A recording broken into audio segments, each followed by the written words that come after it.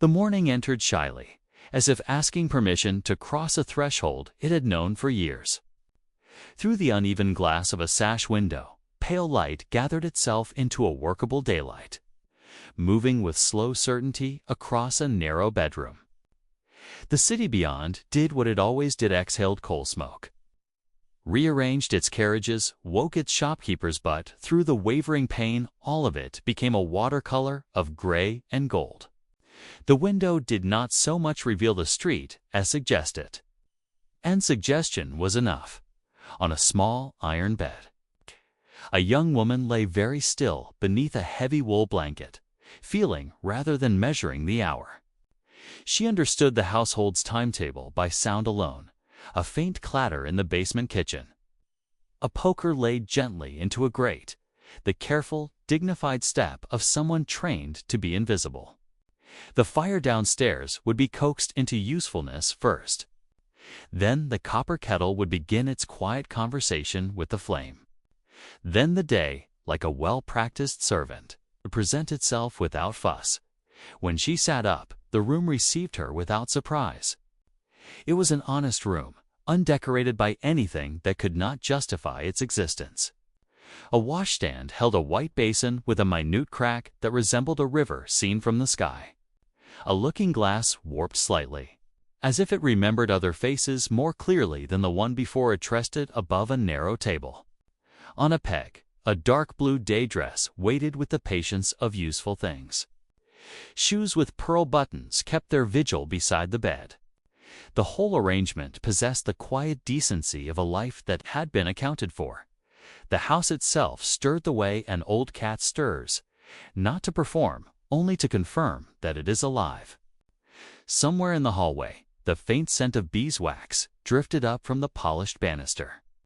A corridor rug, well practiced at the tread of cautious feet, smoothed the sound of movement until it became more texture than noise.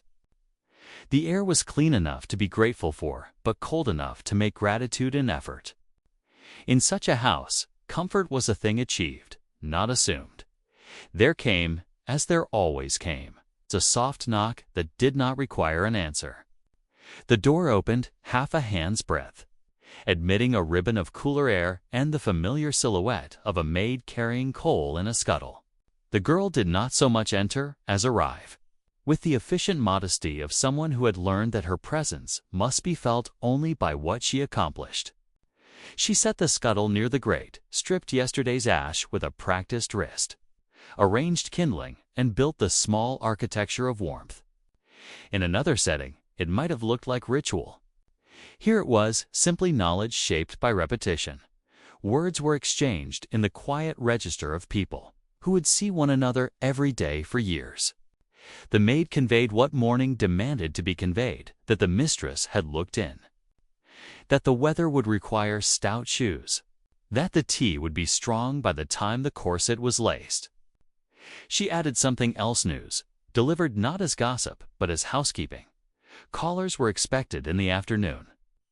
The sort of visit that turns a room into a stage. The young woman received this not with alarm, but with the curious stillness of someone who has been preparing for years to be observed. She rose. The floor received her with a familiar chill. There was no haste and no drama, only sequence linen first, then the chemise, the stays, the petticoats in their appointed order. Each layer had its own logic and its own weight. There is a particular kind of breathing that belongs to corsets, a small, disciplined breath that never forgets its boundaries. The laces did not punish so much as instruct. Fashion in this decade preferred posture to ease. When the blue dress settled over everything else, it did so with a finality that felt less like confinement than like decision. On the dressing table, a locket and a pair of white gloves waited.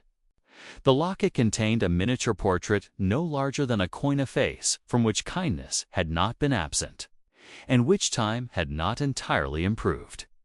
The gloves, buttoned at the wrist, promised to hide a multitude of human evidence.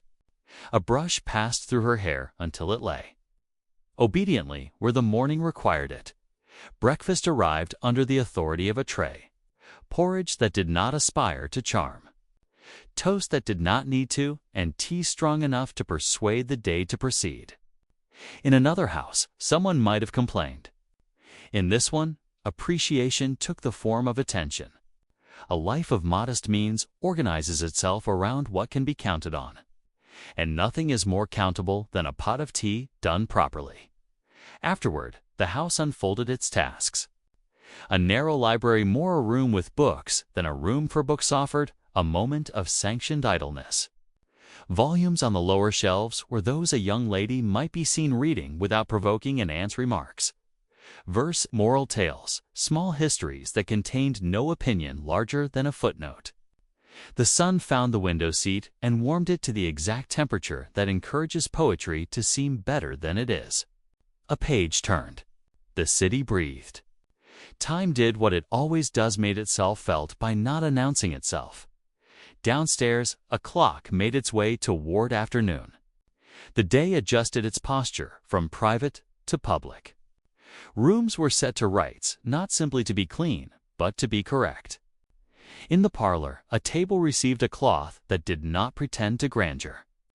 Silver was polished to the degree that suggests care rather than wealth. The insert for the grate was drawn until it reflected the fire as if remembering it. Chairs were placed at angles that imply conversation without promising it. A modest arrangement of flowers attempted not to improve nature, but to borrow a little of its authority. What is called preparation is often, in such houses, a kind of rehearsal. People practice how not to appear to be practicing. The afternoon visit would be brief, because propriety required it to be brief. An hour confirms interest without confessing need.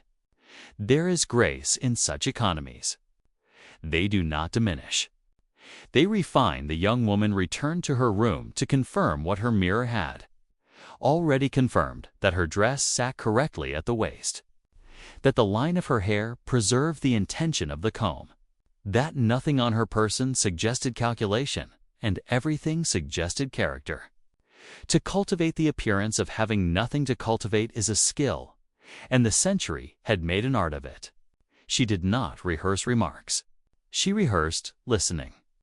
She did not permit nerves to imagine themselves essential. Nervousness is a species of vanity. She chose composure instead. From the window, she observed the street as one observes the prologue to a performance one has already read. A cart rattled over an indifferent patch of cobblestones. A child tugged at the sleeve of someone who permitted it. Across the way, a woman shook a rug with the decisive snap of the underpraised. The city did not care about any of it, and yet took all of it into itself, as cities do. The maid returned with the soft gravity of a messenger. Luncheon had been set. The mistress requested the blue shawl if the draught insisted upon itself. The callers were still expected at 3, which is to say at the very minute that announces a household knows what it is doing. The young woman acknowledged all of this with a nod that contained both gratitude and agreement. Arrangements are the truest evidence of affection in houses, where money cannot be persuaded to do the work alone. The afternoon approached in discernible increments. The hand on the clock that moves from courtesy to expectation. The shift in light that makes a carpet more articulate. The way a fire discovers its best self just before it is asked to be seen. In the parlor, a tea service waited without anxiety. The cups stood ready to earn their keep. The small cakes rehearsed their function as edible punctuation. Flowers did what flowers do, made everything else seem to be struggling too hard. When the hour announced itself, the house took a breath. The front steps received a weight they had been built to bear. Footsteps moved from public stone to private wood, and the sound of them became part of the house's memory. Somewhere in the entry, a walking stick discovered its rightful place beside umbrellas that had been faithful to weather. The door admitted the afternoon with the dignified certainty of doors that have never understood the word surprise. The young woman stood where the light was kindest. She understood that light is a kind of witness, and that witnesses prefer sincerity to performance. Her hands rested in a way that did not ask to be noticed. Whatever happened next would not declare a destiny. It would only declare a direction. That is how lives begin in Erneston rooms that have been swept at hours that can be trusted, under light that forgives. The visit itself, when it began, was exactly what visits are meant to be: the quiet exchange of information between people who are not yet permitted to speak plainly. Weather performed its ancient office as the subject that allows people to say everything they cannot say. Accounts of health were given not to inform, but to reassure. All of this occurred with the efficiency of an orchestra tuning each instrument, sounding itself without yet admitting the music. What remained afterward was not a conclusion, but a residue. The room held a little more warmth than before. The tea left a pleasant print on the tongue that attached itself to no particular flavor. The clock seemed relieved to be allowed to move again. Outside, the fog withdrew a fraction, as if satisfied by the news it had overheard through the glass dot in the evening, when the house recovered its ordinary self. The young woman found her way to the window once more. Lamps along the street collected the dusk into golden pools. Somewhere a piano offered the sort of melody that requires a half-open window to sound like hope. The day had been measured, apportioned, achieved. In homes like this, achievement often looks like calm.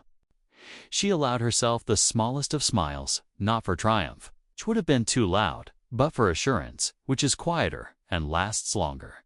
The room, the house, the city, the century, everything seemed to agree upon a single, useful comfort that tomorrow would know where to find her. Sunday began with the scent of coal and bread. The ordinary markers of a respectable London morning. The bells from St. Mark's carried faintly through the fog. More suggestion than summons, but enough to make the streets stir with quiet purpose. From the upstairs window, the city seemed suspended between sleep and duty. The kind of stillness that belongs only 2 hours before the world remembers itself. The house had already settled into its small routines. The maid, punctual as weather, moved through the corridors, collecting silence behind her. The mistress of the home, an elegant widow of cautious temper, had begun her day with correspondence, her pen scratching politely across notepaper while she considered which callers to receive. Order was both habit and armor in such households, and nothing disrupted it more efficiently than unexpected emotion. In the parlor, the fire was coaxed to life, not for warmth alone, but for civility. Chairs were aligned to suggest conversation, though conversation itself would be rationed with care. A small clock, silver-faced and self-assured, marked the minutes like a tutor keeping discipline. Everything in its place, everything aware of its function. At 1:30, the young woman was reminded of the hour in the way people are disciplined. Houses are reminded by absence of noise rather than its presence. The household prepared itself for visitors. The afternoon would bring a gentleman caller, one whose presence was neither unwelcome nor yet assumed. The name, Weatherby, had been mentioned in drawing-room whispers before, accompanied by cautious approval. His father's modest estate, his service in India, his return to London with the air of a man who had seen more than he cared to discuss. All of this had created a mild curiosity that society mistakes for respect. His visit today, properly chaperoned and sanctioned, represented not romance, but reconnaissance. The young woman, Miss Hartwell, by her family's agreement, regarded the clock as though it might offer counsel. It did not. Time, in such matters, offers nothing but inevitability. She stood, smoothed the folds of her dress, and permitted herself one last glance in the mirror. The reflection was not of vanity, but of composure.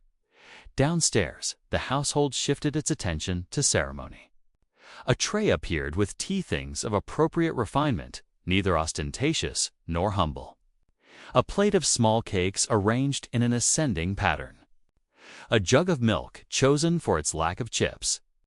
Spoons placed as if to measure character rather than sugar.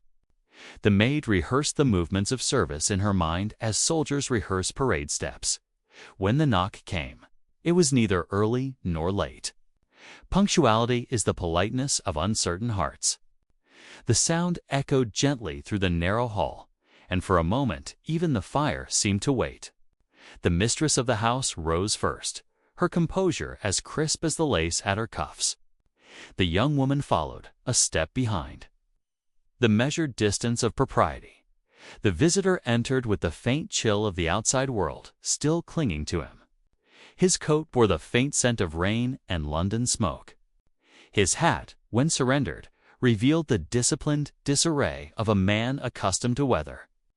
He was not handsome in the effortless way of poets, but in the deliberate, slightly weary manner of men who have seen the edges of maps.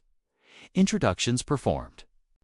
The guests took their stations in the parlor, each according to social gravity. The mistress presided near the fire, half guardian, half arbiter. The young woman occupied the window seat, a position of observation disguised as deference. The visitor sat where conversation could find him without effort. Tea was poured with the quiet authority of ritual. It is a remarkable English invention, this ability to make civility itself a form of conversation.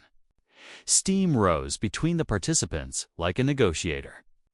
There was talk of weather, of St. Mark's new rector, of the difficulty of obtaining decent paper since the last shipment from France. Each subject offered safety. Each response, a small display of moral hygiene. But beneath the dialogue's calm surface ran the true current, the silent evaluation of tone, gesture, and composure. How one held a cup revealed as much as what one said. A poorly timed smile could undo an entire season's worth of social effort. Miss Hartwell understood this. Her answers were measured not in wit, but in balance. She listened with the alertness of someone being quietly examined. The conversation found its center, as such conversations do, in geography. Londoners prefer to discuss other places when they wish to avoid speaking of themselves. The gentleman spoke of India, not of the politics or the empire, but of the heat, the smell of monsoon dust, the strange patience of the local markets. He described none of it with exaggeration. There was restraint in every sentence, as though memory itself required supervision. The young woman's interest was genuine, though expressed with the reserve expected of her sex and station. Her curiosity lived in her eyes, not her voice. She had never traveled farther than Bath, and the idea of a world that shimmered under another sun fascinated her. Yet fascination must never look like hunger. She hid it behind polite attentiveness. The hour advanced as it was meant to gracefully, predictably. The clock offered its discreet reminders.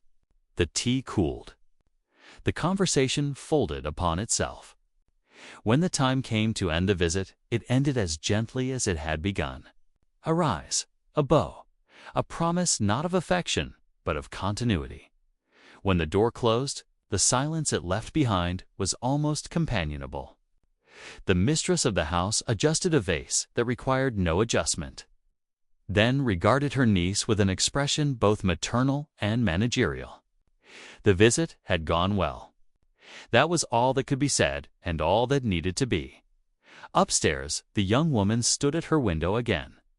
The same window that had held the morning's fog and now held the fading light of a mild afternoon.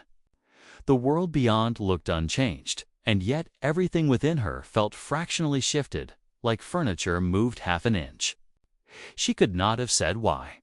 Perhaps it was the way the visitor's gaze had rested not on her beauty, which was modest, but on her words, as though he were weighing not what she looked like, but what she might think. In an age where appearances were treated as argument, such attention felt both foreign and flattering. She thought of the stories she had read, those serialized fictions and the illustrated weeklies, where women were won or lost through extravagant gesture and improbable chance. Her life was smaller than those stories, and perhaps more believable for it. Affection here, if it came at all, would arrive not in storms, but in weather that could be forecast.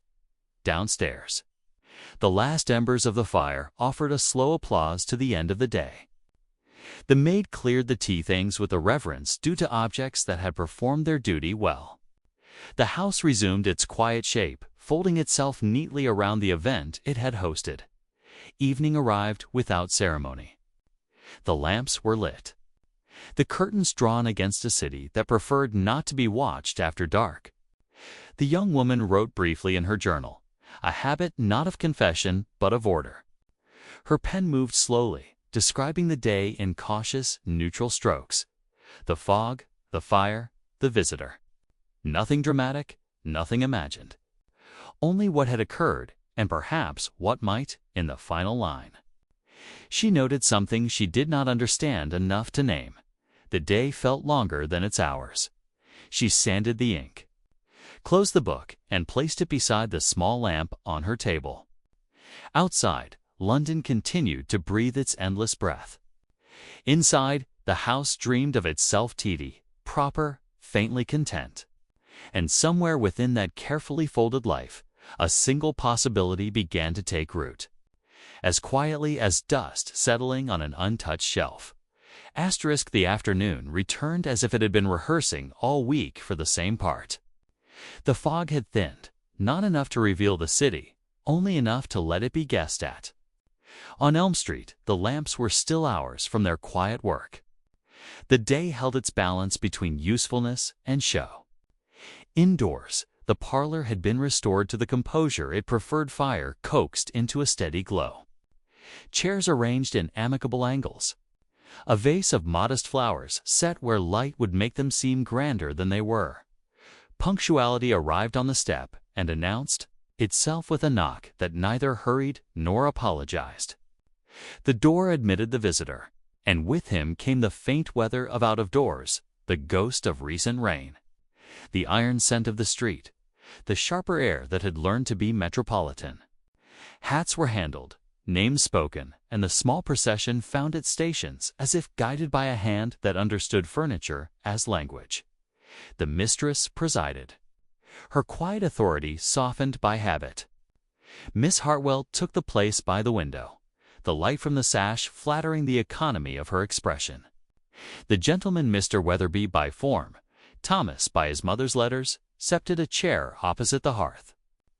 Between them, the table had already arranged the terms of truce. Cups, saucers, cakes in orderly ranks, a teapot with a reflective belly that caught the fire in miniature. Tea, which in such houses is both respite and rule, made its way into cups. Steam rose with the diplomacy of a neutral party. The conversation began where it was meant to begin. On the weather's wide and forgiving stage. It has softened, the mistress observed. Finding the season's one concession. A fortunate mercy, the gentleman said. His voice trained to be agreeable without seeming to be trained. Miss Hartwell allowed the smallest assent. The garden answers differently when the air remembers to be kind. The maid moved with her usual invisibility, accomplishing each necessity without requiring acknowledgement.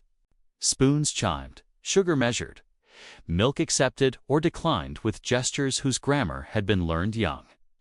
The hour newly started behaved. It was the gentleman who admitted geography into the room. His mention of Bombay was careful, neither a boast nor a confession.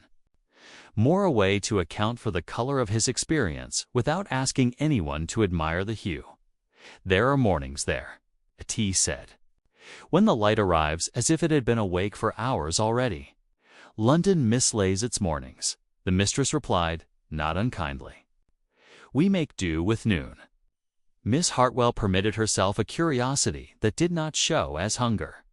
And the evenings? They come suddenly, he answered, as if the day remembered it had other places to be. The subject did not become an exotic spectacle. There was no performance of empire, only the suggestion that distances had once been measured with his own breath. He spoke of markets without cataloguing them, of heat without complaint, and of rain as though it were an argument that rarely lost. Miss Hartwell listened in the manner of someone weighing more than words.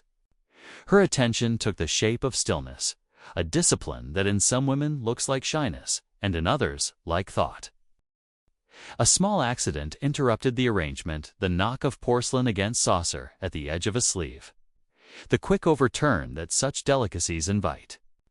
The teacup slipped, clattered against the tray, and cast its dark map across the cloth. The room paused, the way hearts do in the instant before they insist on continuing. Mr. Weatherby was on his feet with a handkerchief almost before the sound had died.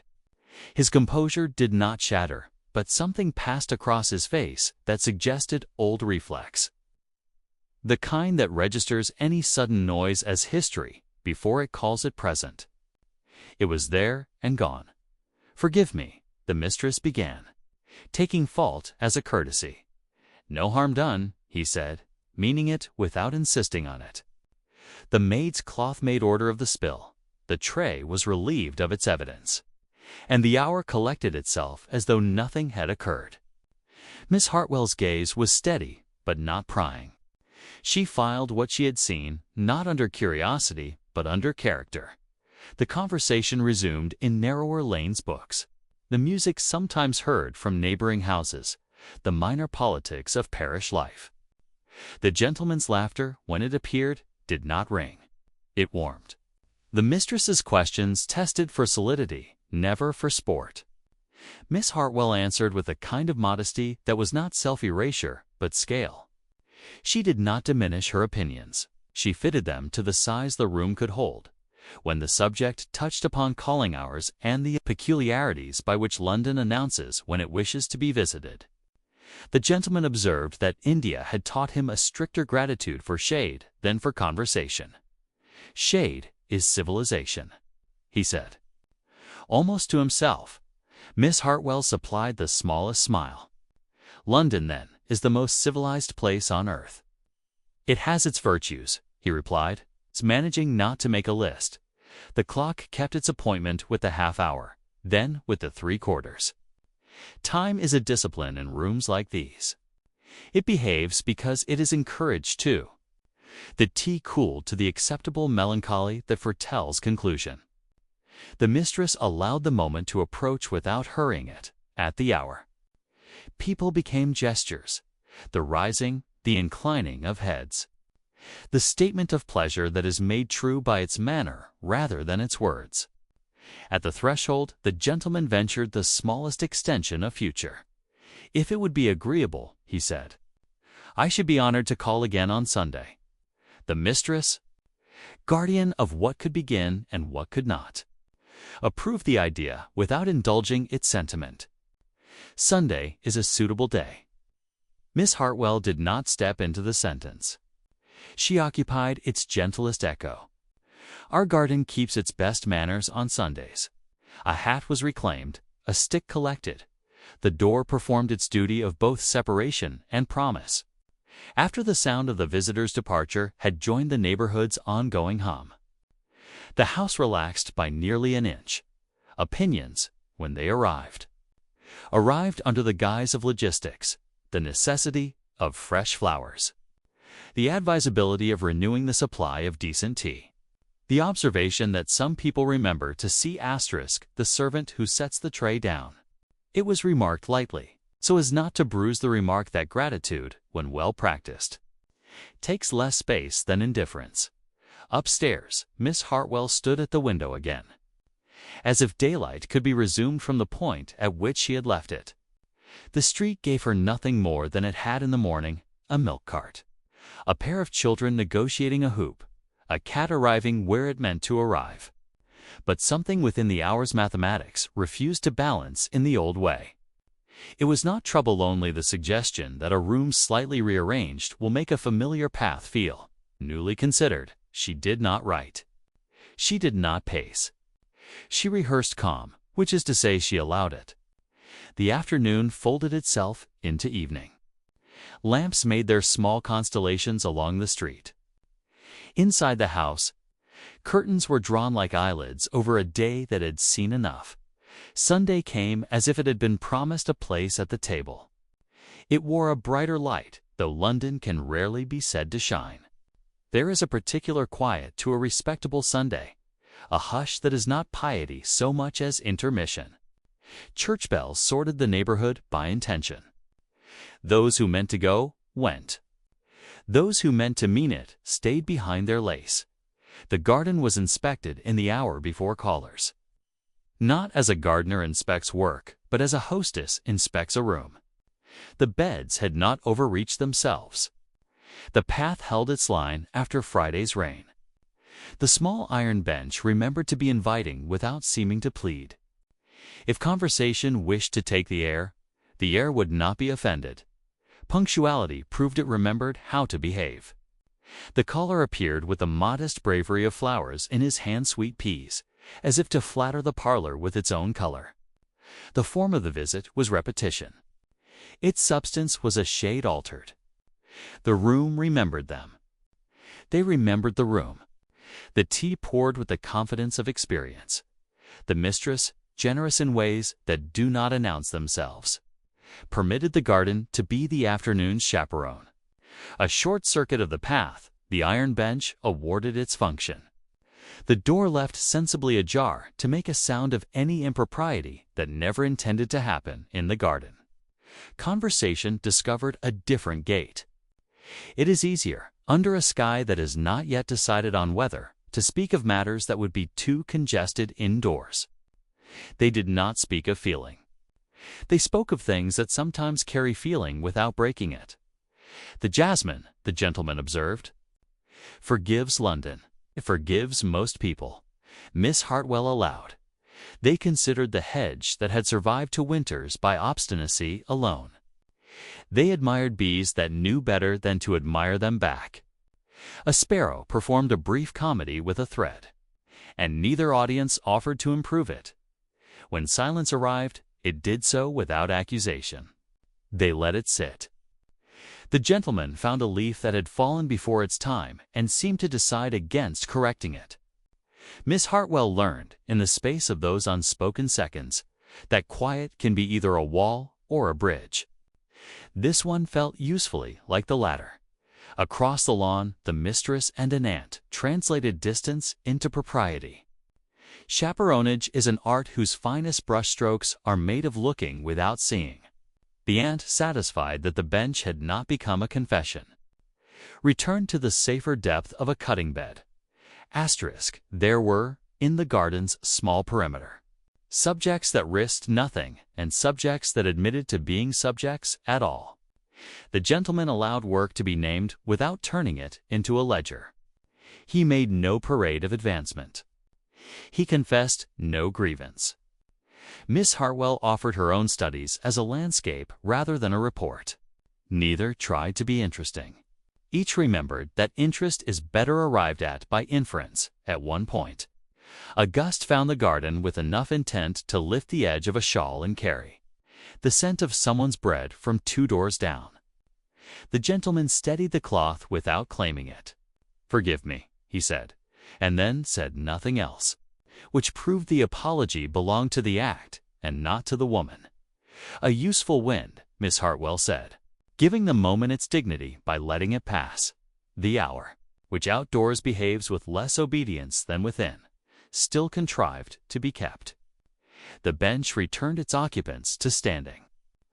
The path, courteous, brought them to the door without discovering any dramatic reason to linger. The mistress received them as if she had never not been in the parlor at the threshold. The gentleman made a small advance without worrying it into proposal. "I am much obliged," he said. "The garden is kinder than most London streets." "Gardens, remember," Miss Hartwell answered, giving nothing away and yet not keeping it either. If there was a promise in the afternoon, it had been made in a language spoken by furniture and foliage. The house accepted the visitor's departure as it accepts the removal of a tray regretless, but aware of service concluded. In the kitchen, the maid balanced the economies of tea and coal and announced to no one that the cakes had been equal to their task. Upstairs, Miss Hartwell considered the mirror once more, not to consult it, only to confirm that her face had not betrayed anything it oughtn't. It had not. She put her gloves away with a small care that did not need a witness. Somewhere in the neighborhood, The piano practiced scales with an optimism. No piece of music can sustain. The journal that evening contained fewer words than might be expected. The entry held its shape like a pressed flower, outlines intact, fragrance left politely in the past. A visit, a walk, the bench by the hedge. Prudent weather, she wrote. Then, because the hand prefers to write one line more than duty requires, she added, silence can be companionable if it understands its place. When she closed the book, the hour had already forgiven itself for passing. Downstairs, the fire performed its last convincing impression of summer before surrendering to the respectable fatigue of ash. Outside, the lamps stitched the street into a narrow constellation. The city, which never truly sleeps, pretended to rest for the sake of those who do. And within a house that had managed an afternoon with grace, something like an intention made itself at home, without introduction, without fuss, content for now to be only the name of a future hour. By the time the lilacs in the small square began to bloom, the visits had become a quiet institution. Sunday at 2 o'clock was no longer an arrangement that needed to be confirmed. It simply existed, as dependable as the bell that marked the hour from St. Mark's. The neighborhood itself seemed to approve of the pattern, nodding politely each week as the same carriage stopped before the same narrow house, as the same figure stepped down and brushed a trace of London's dust from his sleeve. The servants had ceased whispering about the gentleman caller. Their curiosity had ripened into something gentler habit. Mary polished the silver with steadier hands. The cook timed the baking of small cakes without instruction, and the mistress of the house no longer lingered anxiously by the window. Even propriety, which had once bristled at every untested detail, had relaxed into routine. Miss Hartwell Elainer, to her family, though seldom addressed so directly, had discovered that predictability could be its own form of tenderness. There was reassurance in the sound of boots on the front step, in the low murmur of greetings exchanged in the hallway, in the mild flutter that announced the beginning of another polite hour. It was not passion, nor even excitement, but something steadier, the slow rhythm by which affection learns to speak without haste. That afternoon, the air carried the faintest warmth of early spring. The parlor, no longer a stranger to him, received its visitor with quiet familiarity. Thomas Weatherby, having learned the geography of the room, no longer needed to glance about for permission to sit. He took the same chair near the fire, resting his hat upon the edge of the side table, while the mistress resumed her usual seat, both guardian and witness to civility. "I trust your journey was a pleasant one," she said, her tone the same. Each week, as though politeness itself had been bound into the wallpaper. "As pleasant as London allows," Thomas replied. "The streets are livelier than they were in winter. One feels almost optimistic." "That can be dangerous," the mistress observed. Miss Hartwell smiled faintly, a smile that existed more in her eyes than her mouth. "Optimism may be forgiven in spring, Mamma." The mistress, satisfied by the remark's decorum, busied herself with the tea service. Steam rose like a curtain between the parties, muting the air of formality. The small talk unfolded easily now, no longer requiring the precision of earlier visits. Books, sermons. The misbehavior of chimney sweeps, each subject drifted by like clouds over a polite landscape. But Thomas, as was his habit, guided the talk toward the wider world. "Have you ever seen the sea, Miss Hartwell?" asked, turning his cup in slow contemplation. "Only once," she said.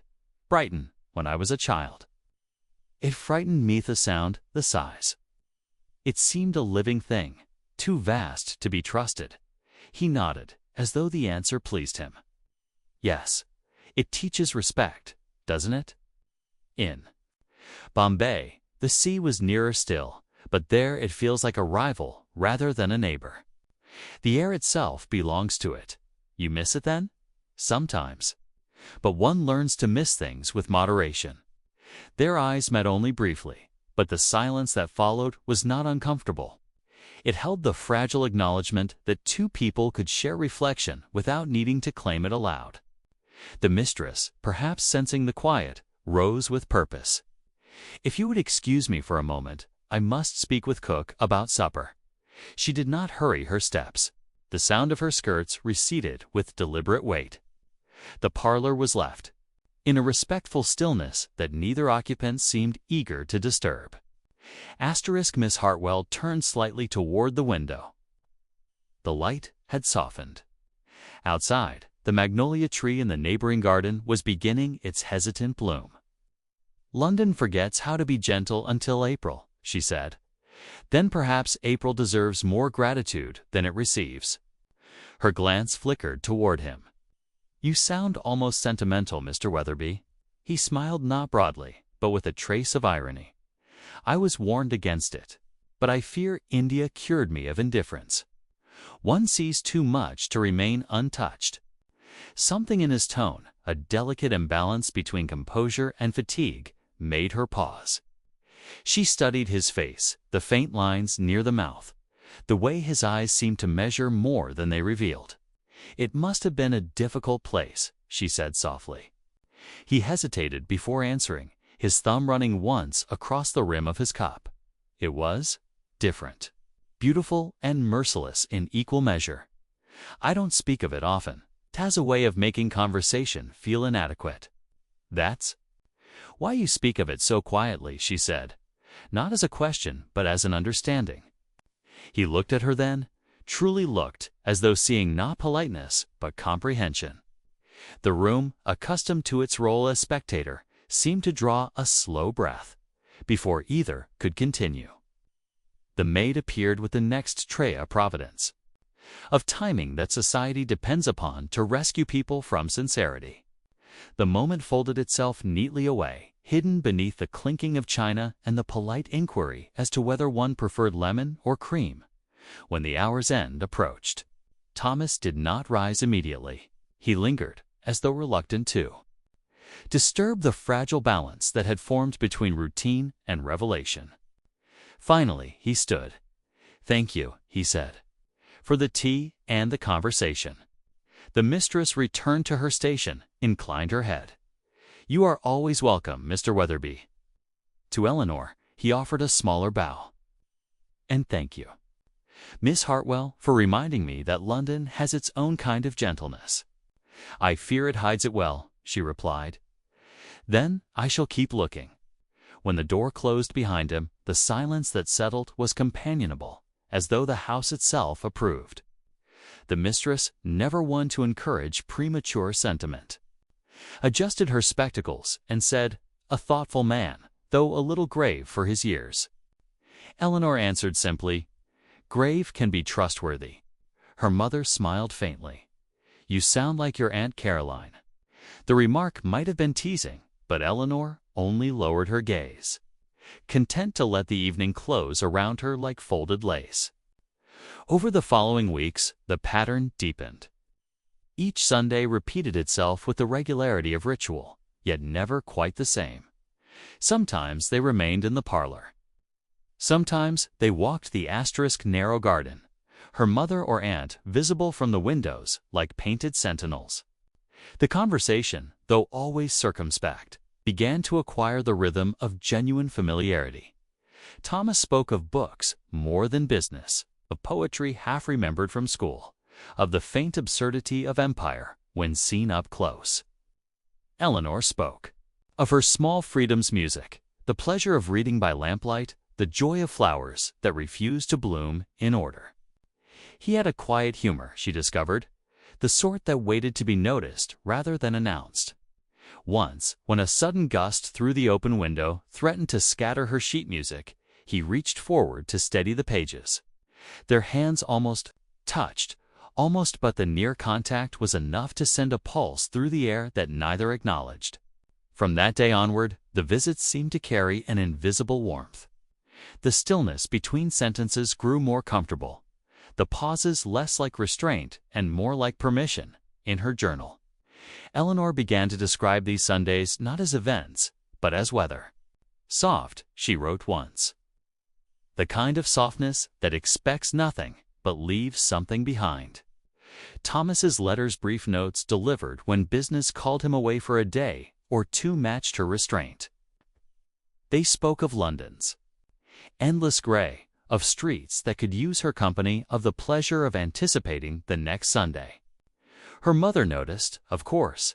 Mothers always do. But she asked no questions, only reminded her daughter that affection, like good manners, should never be rushed. So the Sundays went on, delicate as lacework, each one weaving itself into the next. And beneath the composure, something unseen began to grow too patient to call itself love, too deliberate to be anything else. By early summer, the city had shaken off its gray sleep. London no longer wore its coat of coal dust so heavily. The streets glimmered faintly after rain, and the markets along the Thames filled with the hum of returning life. It was in this softened light that Thomas Weatherby sent a polite note requesting permission to accompany Miss Hartwell and her mother to the newly reopened Crystal Palace. The letter, written in the careful hand of a man who measured both ink and sentiment, was received with the proper mix of anticipation and decorum. The invitation was approved. The palace, relocated to Sydenham Hill after its triumph at the Great Exhibition, had become the pride of the nation, a cathedral, not for worship, but for progress. To stroll beneath its glass vaults was to admire the accomplishments of humankind while pretending humility before them. For a respectable young lady, it was an ideal venue for a supervised outing, public, impressive, and entirely above suspicion. The morning of the visit broke bright and promising. A mild breeze stirred the curtains in Miss Hartwell's room, carrying with it the faint scent of lilac from the small garden below. Mary moved about quietly, laying out the pale blue day dress chosen for the occasion, its silk freshly brushed and faintly gleaming in the sunlight. "You'll be walking much, miss," she said softly. "I've cleaned the lighter shoes, the leather's delicate, but you'll look proper in them." "Thank you, Mary," Eleanor replied. Her voice was steady, though her reflection in the mirror betrayed a certain inward tremor. The outing felt different from the Sunday visits, less constrained by walls and windows, less contained. A step, perhaps, into something she did not yet name. At noon, the carriage arrived. Thomas descended first to greet them, his manner composed but with that faint edge of nervous energy that always accompanied anticipation. He wore a light gray coat, immaculate gloves, and the same watch chain she had noticed before, plain, but polished, like its owner. "Good afternoon, Mrs. Hartwell." "Miss Hartwell," he said with a small bow. "I trust you are well prepared for adventure." Her mother smiled graciously. "As much adventure as propriety allows, Mr. Weatherby." The drive through London was its own spectacle.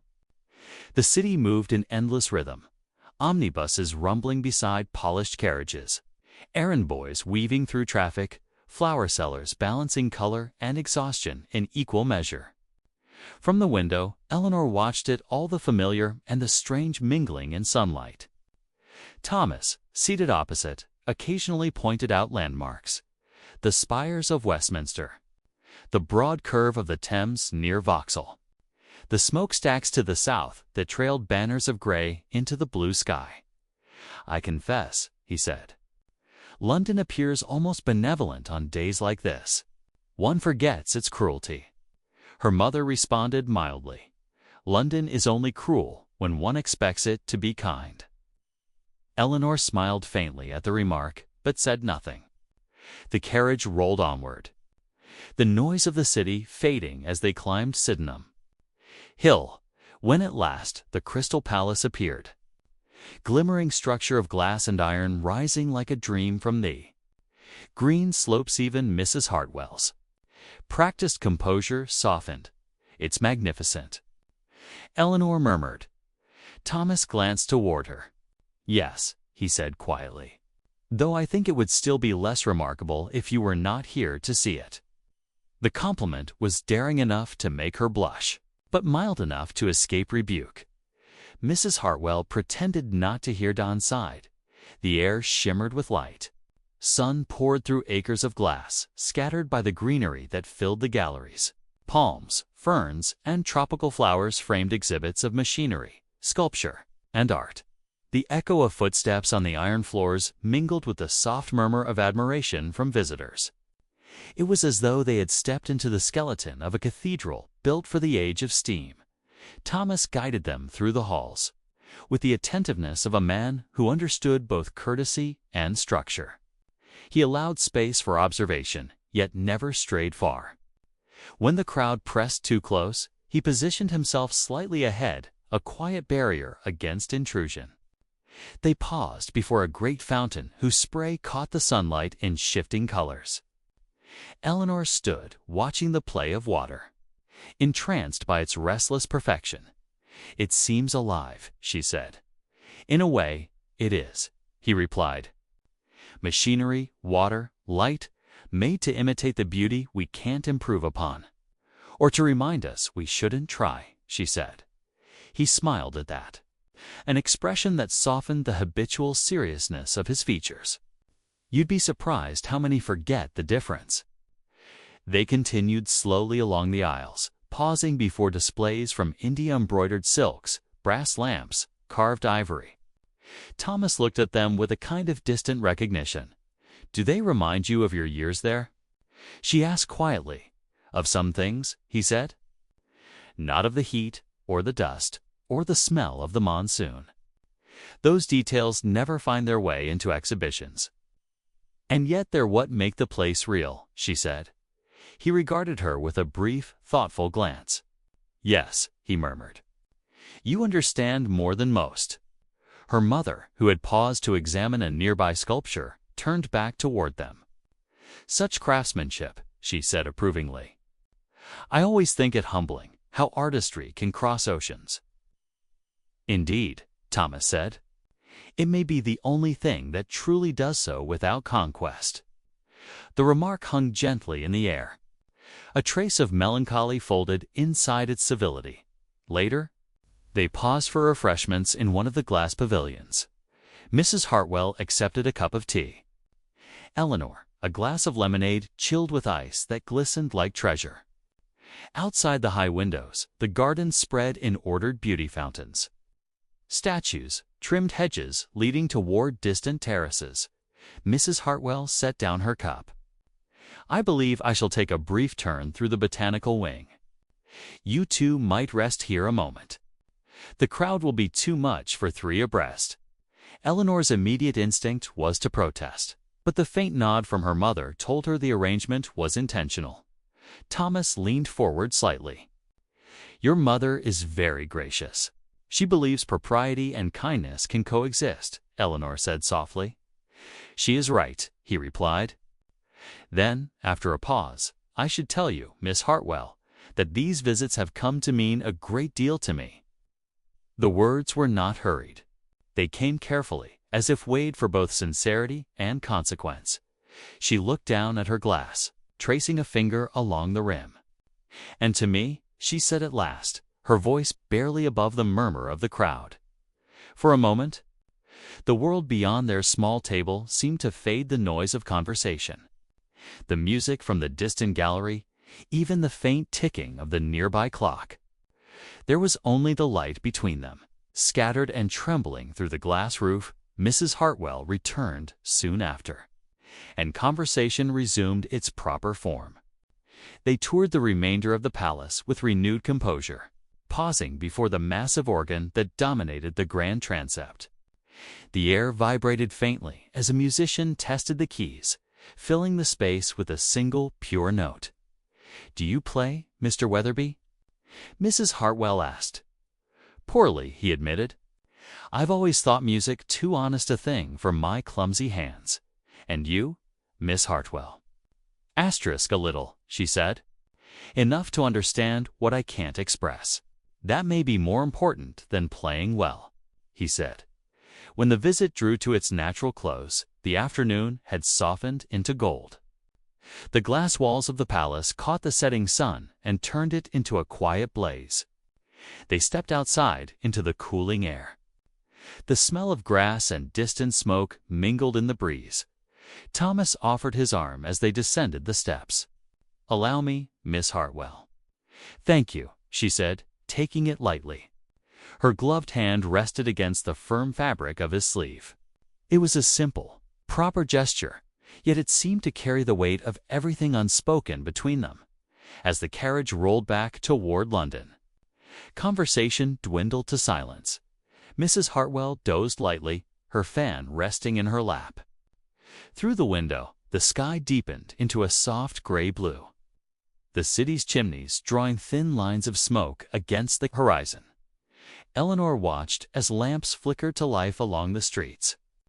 She thought of the palace behind them, of the mirrored fountains and the light that had seemed to hold its breath between them. She thought of his words, careful, deliberate, sincere, and of the way they had seemed to stay in the air long after they were spoken. Thomas broke the silence at last. "It grows late. I fear I've kept you longer than intended." "Not at all," she said. "The day has been ...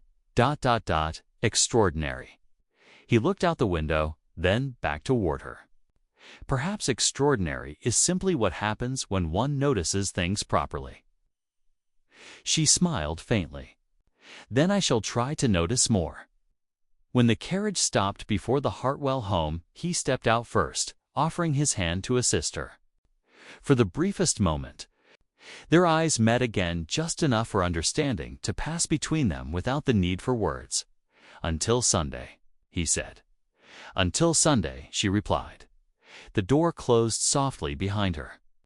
Upstairs, in the quiet of her room, Eleanor removed her gloves and held them for a long moment, as though they still carried the warmth of his arm. Then she opened her journal and began to write, the ink flowing slowly under her hand. The world seems larger when one looks at it through glass dot outside. The rain began again, soft even, and forgiving. The rain had not ceased since morning. It fell in long, deliberate threads, turning the city's edges soft and reflective. From her window, Eleanor watched the cobblestones glisten under the lamplight, each drop forming a miniature world before vanishing into the next. The sound was steady, almost meditative. Yet beneath it, her thoughts moved in quiet disarray. Thomas Weatherby was expected that evening. Not for a casual visit, nor a family dinner, but for something both solemn and irreversible. A private conversation with her father. The matter had been arranged with the utmost propriety, an official request, delivered through a letter in the afternoon post, stating his wish to speak on a subject of significance. Her mother had read it twice, pressing her lips together to hide a smile. "You must not appear anxious," Mrs. Hartwell had said, fussing gently with the ribbon at Eleanor's collar. "Men prefer calm women. It suggests moral steadiness." Eleanor had only nodded, unable to find words that wouldn't betray the tremor inside her. By 7. The lamps were lit throughout the parlor. The fire burned low but steady, throwing amber light across the framed silhouettes on the wall. The ticking of the mantel clock seemed unnaturally loud. Her father sat in his armchair by the hearth, reading the evening paper with a composure that looked slightly exaggerated at past. A knock sounded through the hallway, a measured, confident sound that somehow still made her heart leap. Mary appeared a moment later to announce Mr. Weatherby's arrival. Thomas entered with the same grace that had defined every one of his visits. His coat was darkened by rain, his hair damp, but his manner entirely composed. He bowed first to Mrs. Hartwell, then to Eleanor, before addressing her father. "Mr. Hartwell, I hope the evening finds you well." "Well enough, sir," her father replied, setting the paper aside. "The weather seems to have forgotten it's June." Thomas smiled faintly. "It has, though I dare say London is at its most honest in the rain." Her father gestured toward the study. "Shall we?" The two men disappeared behind the heavy oak door, leaving Eleanor and her mother alone in the parlor. For a few minutes, neither spoke. The clock marked time with merciless precision. Eleanor's embroidery lay forgotten in her lap. Her mother broke the silence first. "It's happening, my dear. After tonight, everything may change." "Yes," Eleanor murmured. "Everything." Her voice sounded far away, even to herself. Through the closed door, she could just make out the low hum of voices. Her father's tone was measured, occasionally punctuated by the deeper resonance of Thomas's replies.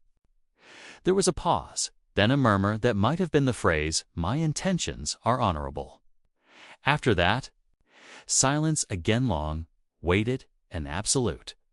When at last the door opened, both men emerged with the solemn expressions of those who have just concluded something significant. Thomas's face, though calm, carried a faint flush. Her father looked grave, but not displeased. "Eleanor," he said, his tone formal but gentle, "Mr. Weatherby has asked for permission to pay his addresses to you. I have given my consent." The world seemed to tilt slightly. "Thank you, Father," she managed, though her voice barely carried. Thomas bowed. "You have my deepest gratitude, sir." Mrs. Hartwell's composure cracked into a bright, tearful smile. "Oh, Eleanor, how wonderful. We must prepare for his visit tomorrow. He'll want to speak with you directly. Tomorrow." Eleanor repeated softly. "Yes," her father confirmed. 2 o'clock in the afternoon. "Your mother will be present, of course." And just like that, the moment she had both hoped for and feared was upon her. That night, sleep came only in fragments. The rhythm of the rain continued past midnight, whispering against the windows like an unfinished thought. Each time she closed her eyes, she imagined the next day's conversation, the words he might say, the ring he might carry, the look in his eyes when formality gave way to feeling. The following afternoon dawned clear and impossibly still. The storm had washed the city clean, and even the air smelled different, fresher. Uncertain, like the pause between two heartbeats, Eleanor dressed slowly under her mother's watchful eye. They had chosen a gown of pale gray wool, trimmed with violet silk, serious enough for the gravity of the occasion, yet softened by its color. Her hair refused to cooperate until Mary, with patient fingers, arranged it into a braided crown secured by pearl pins. At precisely 2, a carriage stopped before the gate. Eleanor heard the crunch of wheels on gravel, the quiet murmur of voices in the hall. And then his footsteps. Thomas entered, carrying a small velvet box. The sight of it made her breath falter. "Miss Hartwell," he said with a bow. "Mrs. Hartwell." "Mr. Weatherby," her mother replied, gesturing toward the parlor. "Do sit down." Eleanor remained standing until he had taken his seat opposite her, as propriety required. Her hands were clasped tightly in her lap. After a pause long enough to measure courage, Thomas spoke. "Miss Hartwell," he began, then stopped, adjusted his voice, and continued. "Eleanor, I may be so bold." She inclined her head, granting permission.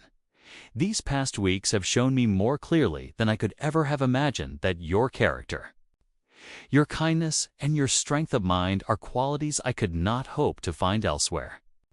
I have spoken with your father, and with your permission, I would like to speak now to your heart." The words trembled delicately between them. He opened the small velvet box. Inside lay a modest ring, single diamond encircled by pearls, catching the afternoon light like a secret flame. "Eleanor Hartwell," he said softly, "would you do me the great honor of becoming my wife?" For a moment the world held its breath. Then she whispered, "Yes." Thomas's shoulders relaxed with visible relief.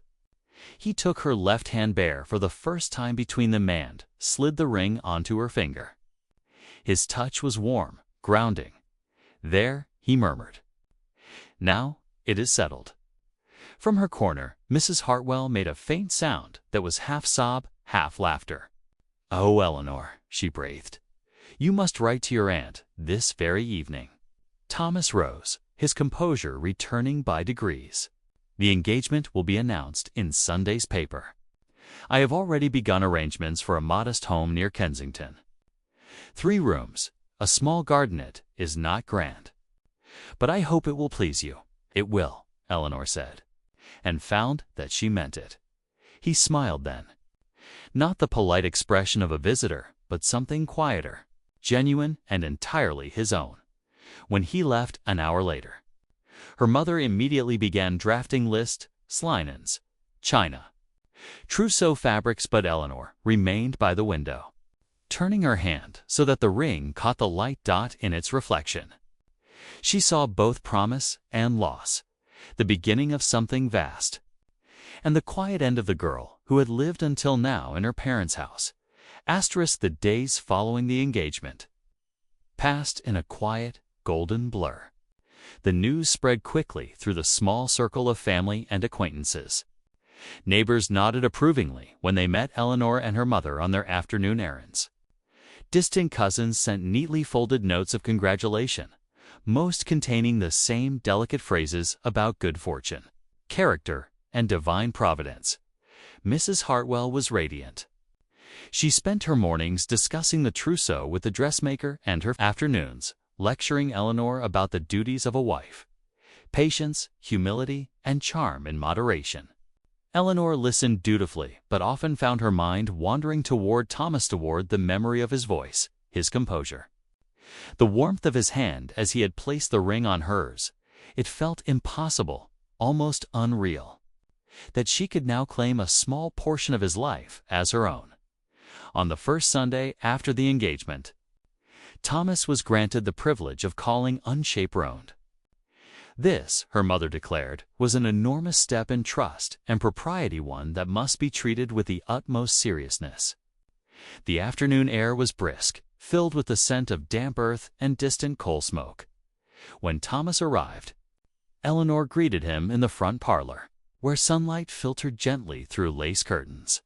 Mrs. Hartwell remained in the adjoining room with her sewing, near enough to supervise, but polite enough to pretend otherwise. "You are looking well, Miss Hartwell," Thomas said, removing his gloves. "Thank you," she replied. "And you seem relieved, perhaps." He smiled. "Relieved, yes, and astonished. Astonished by my good fortune." They sat opposite one another, the same arrangement as before, yet everything felt subtly altered.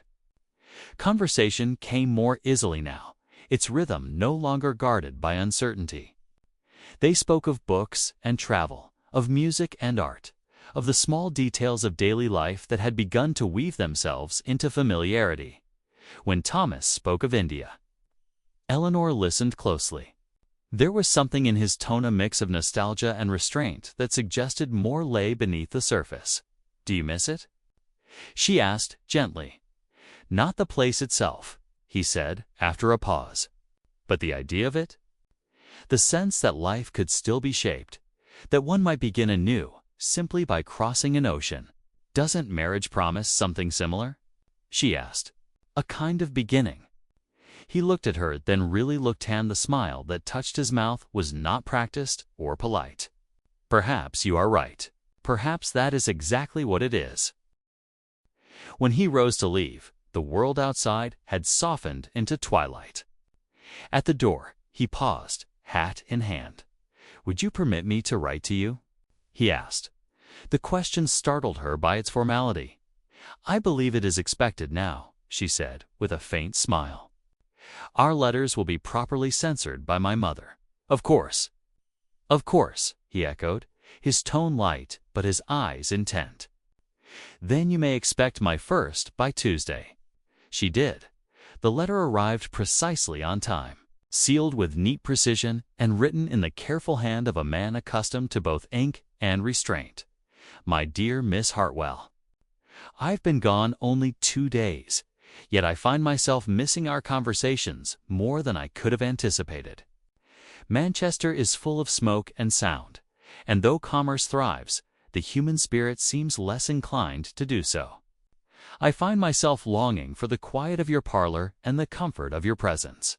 I hope you and your mother are well. I remain faithfully yours, Thomas Weatherby. She read the letter 3 times before replying. Then, with deliberate care, she sat at her desk and composed her answer. My dear Mr. Weatherby, your letter brought great happiness to our household. My mother sends her regards and insists that you not neglect your meals while away. I, too, miss our walks and our conversations. The weather in London has been unkind, though the garden lilacs have begun to bloom. I think you would approve of their fragrance. I remain, sincerely, Eleanor Hartwell. When she sealed it with wax, her hands trembled slightly. It was the first time she had ever written to a man outside her family. Their correspondence continued through the following weeks, forming an invisible thread between them. His letters grew longer, more reflective, describing the peculiar loneliness of railway journeys, the beauty of early morning fog over the fields, the solace of small, domestic thoughts. Hers grew warmer, her language softer, her restraint gradually dissolving into something like trust.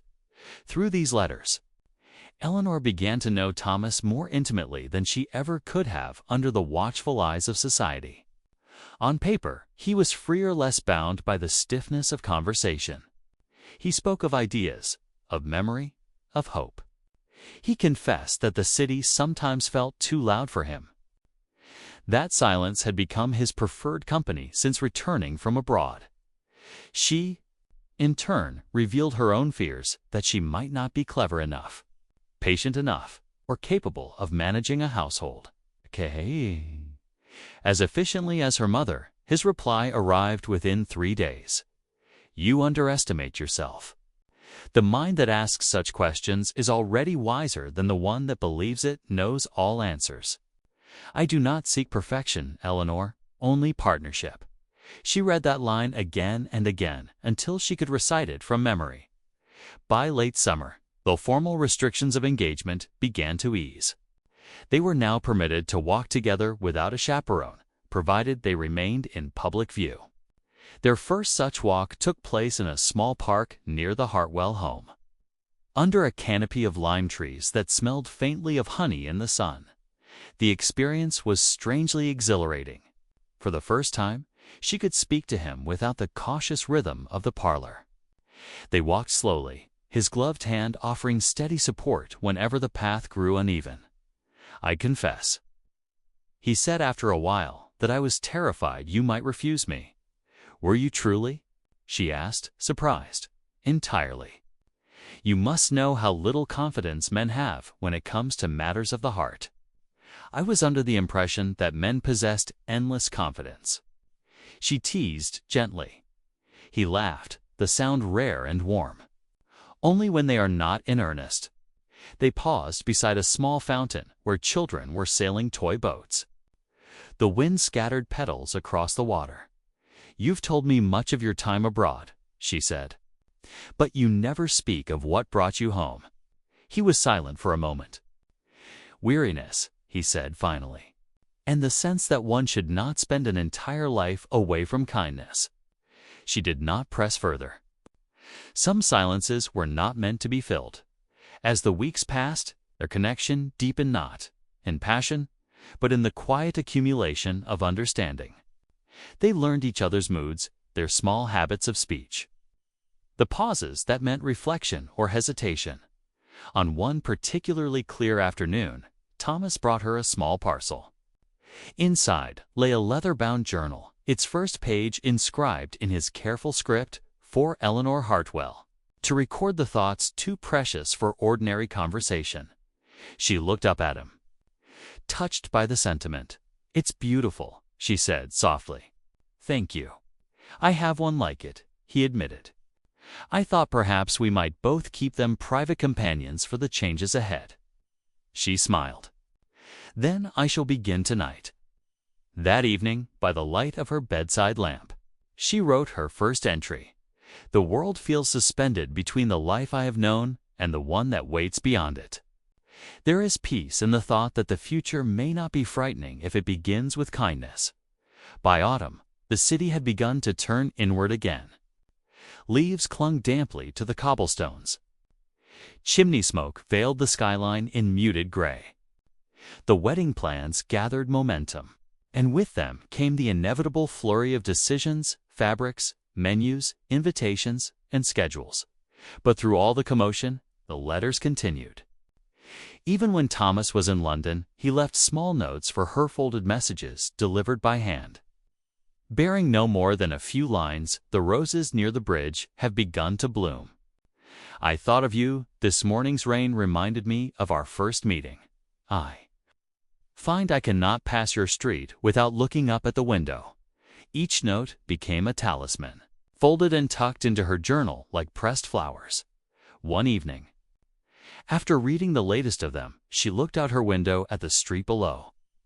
The lamps flickered in the damp wind. The city breathed softly in its endless rhythm. Somewhere beyond the fog, she imagined him walking home, his steps measured, his thoughts perhaps turning toward her in the same quiet way. For the first time, the future did not feel distant. It felt near, close enough to touch, waiting like the faint promise of dawn behind a London sky. Asterisk. The morning arrived as if it had been waiting in the hallway all night, breathing softly, listening for the first stir within. A thin wash of light crept across the ceiling and settled on the wardrobe where, like a bright apparition suspended from polished wood, the wedding dress hung in obedient radiance. It did not beckon.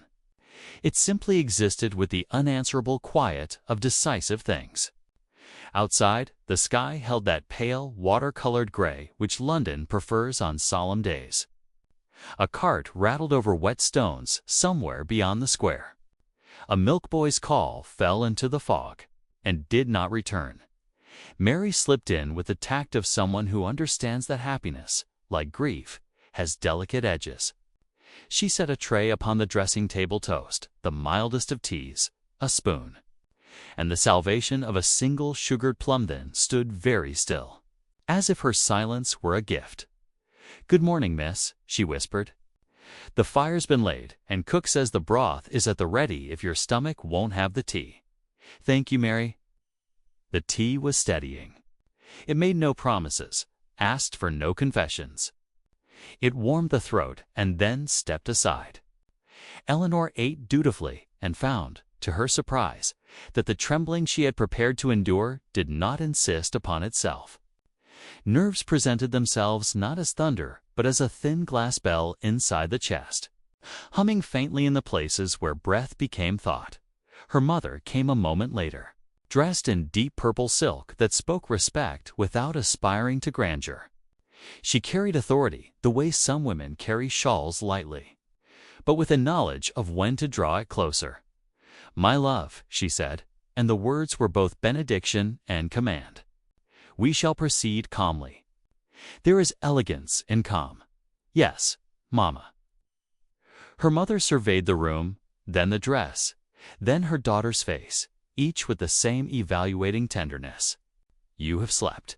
Enough. Good. We do not require heroics. We require steadiness."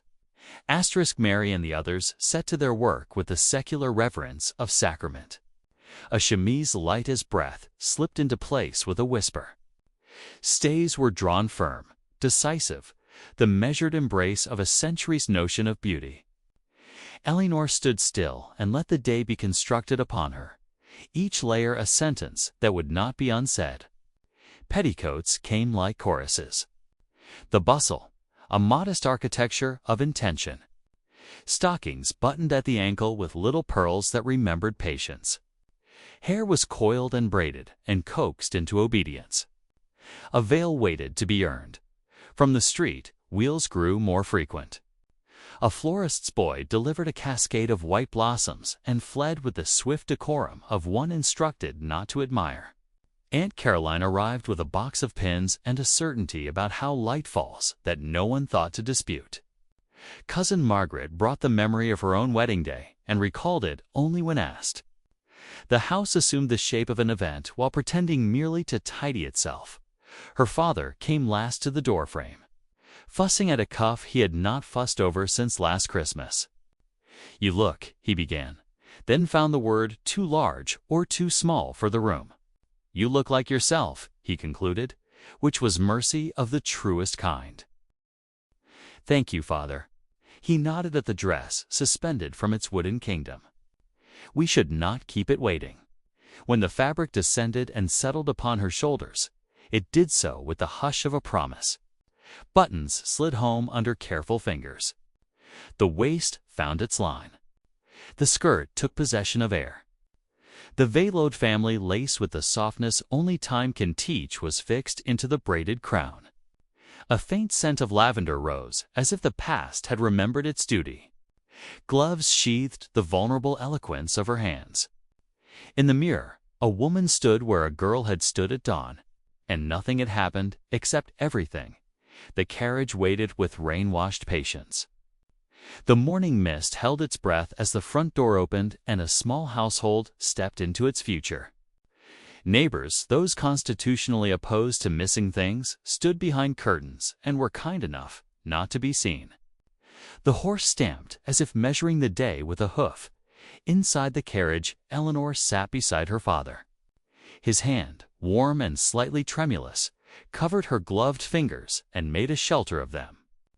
London drifted by in dignified, rain-polished silence, iron railings with drops like beads. Shop windows that reflected a softer world than the one they contained. A child in an oversized coat shepherding a hoop through a puddle with ill-suited. Joy.st. George's rose from the whetstone like something birthed by weather and patience. Not grand, not indifference, simply certain. The steps shone. The door waited. Voices within produced the agreeable murmur of civilized anticipation. In the vestibule, the air felt cooler, like thinking. A verger arranged his responsibilities with the choreography that keeps the human heart from running ahead of ritual. Mrs. Hartwell adjusted her daughter's veil with such care that nothing moved. Aunt Caroline removed an invisible thread with the gravity usually reserved for treaties. "Ready, my dear?" Her father asked, the sentence softened at its edges by feeling. "Yes," she said, and discovered she was telling the truth. The doors opened with a restrained ceremony that respected wood, weather, and worship in equal measure. The aisle stretched before her not as a corridor to trial, but as a measured invitation. Faces turned the geography of a life mapped in glances and, then stilled into benevolence. Candles learned the vocabulary of morning.music-organ, modest but assured and folded. Eleanor felt the dress move correctly, the veil lift and settle in its own weather. The floor returned her weight the way a promise returns its echo. At the far end, Thomas stood with a composure that had cost him something. He was not a man transfigured by romance. He was a man clarified by intention. The sight of him struck not like lightning, but like shelter, at the chancel's step. Her father surrendered her hand with a pressure that said he was not surrendering anything at all, merely changing how he held it. Then he stepped back into the congregation, where old joys learned to become new ones. The service belonged to the book and the centuries that had rehearsed it. Words arrived in their appointed places, familiar enough to hold what they could not fully contain. Vows were spoken first by him, then by her aunt. If voices shook, they shook politely, like small boats permitted to remember the sea. A ring modest and unafraid to be so found its home. "I now pronounce you man and wife," the rector said. And the sentence laid itself across the air like a final stitch. A brief kiss, chaste, honest. Exactly as long as custom had paid to keep it sealed what law and affection had already agreed upon. The congregation made a sound that was both applause and benediction. Somewhere, someone cried in that tidy way that keeps handkerchiefs from theater. They turned together to face the room. The world, being reasonable, looked as it always had. The difference was internal and therefore inexhaustible. Eleanor found that she could breathe more deeply, though the corset had not relented. It was not air that had altered, but permission. Outside, the rain paused, either from discretion or temporary fatigue.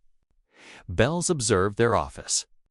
Rice was thrown, though not extravagantly, Confetti fluttered in the restrained fashion approved by second cousins. The carriage accepted them, now a new grammar of proximity, and returned them not to childhood but to cakes. The house had been transformed into a daylight festival of good behavior. The dining table bore its achievement without boasting. Glazed ham, roasted fowl, fish that understood sauces, a regiment of vegetables aligned like amiable soldiers. There were trifles that refused to be serious and custards that had come to work. The wedding cake, 3 tiers. Sugar flowers that nearly remembered fragrance occupied the place, signed to monuments. Guests assembled themselves into the pleasing architecture of remarks. Compliments found the couple and attempted not to startle them. Practical advice paraded as if it were wisdom, and sometimes it was. Uncle William delivered a few sentences about weather and thrift that were, if nothing else, short. Aunt Margaret achieved the difficult art of speaking kindly of husbands without scolding them.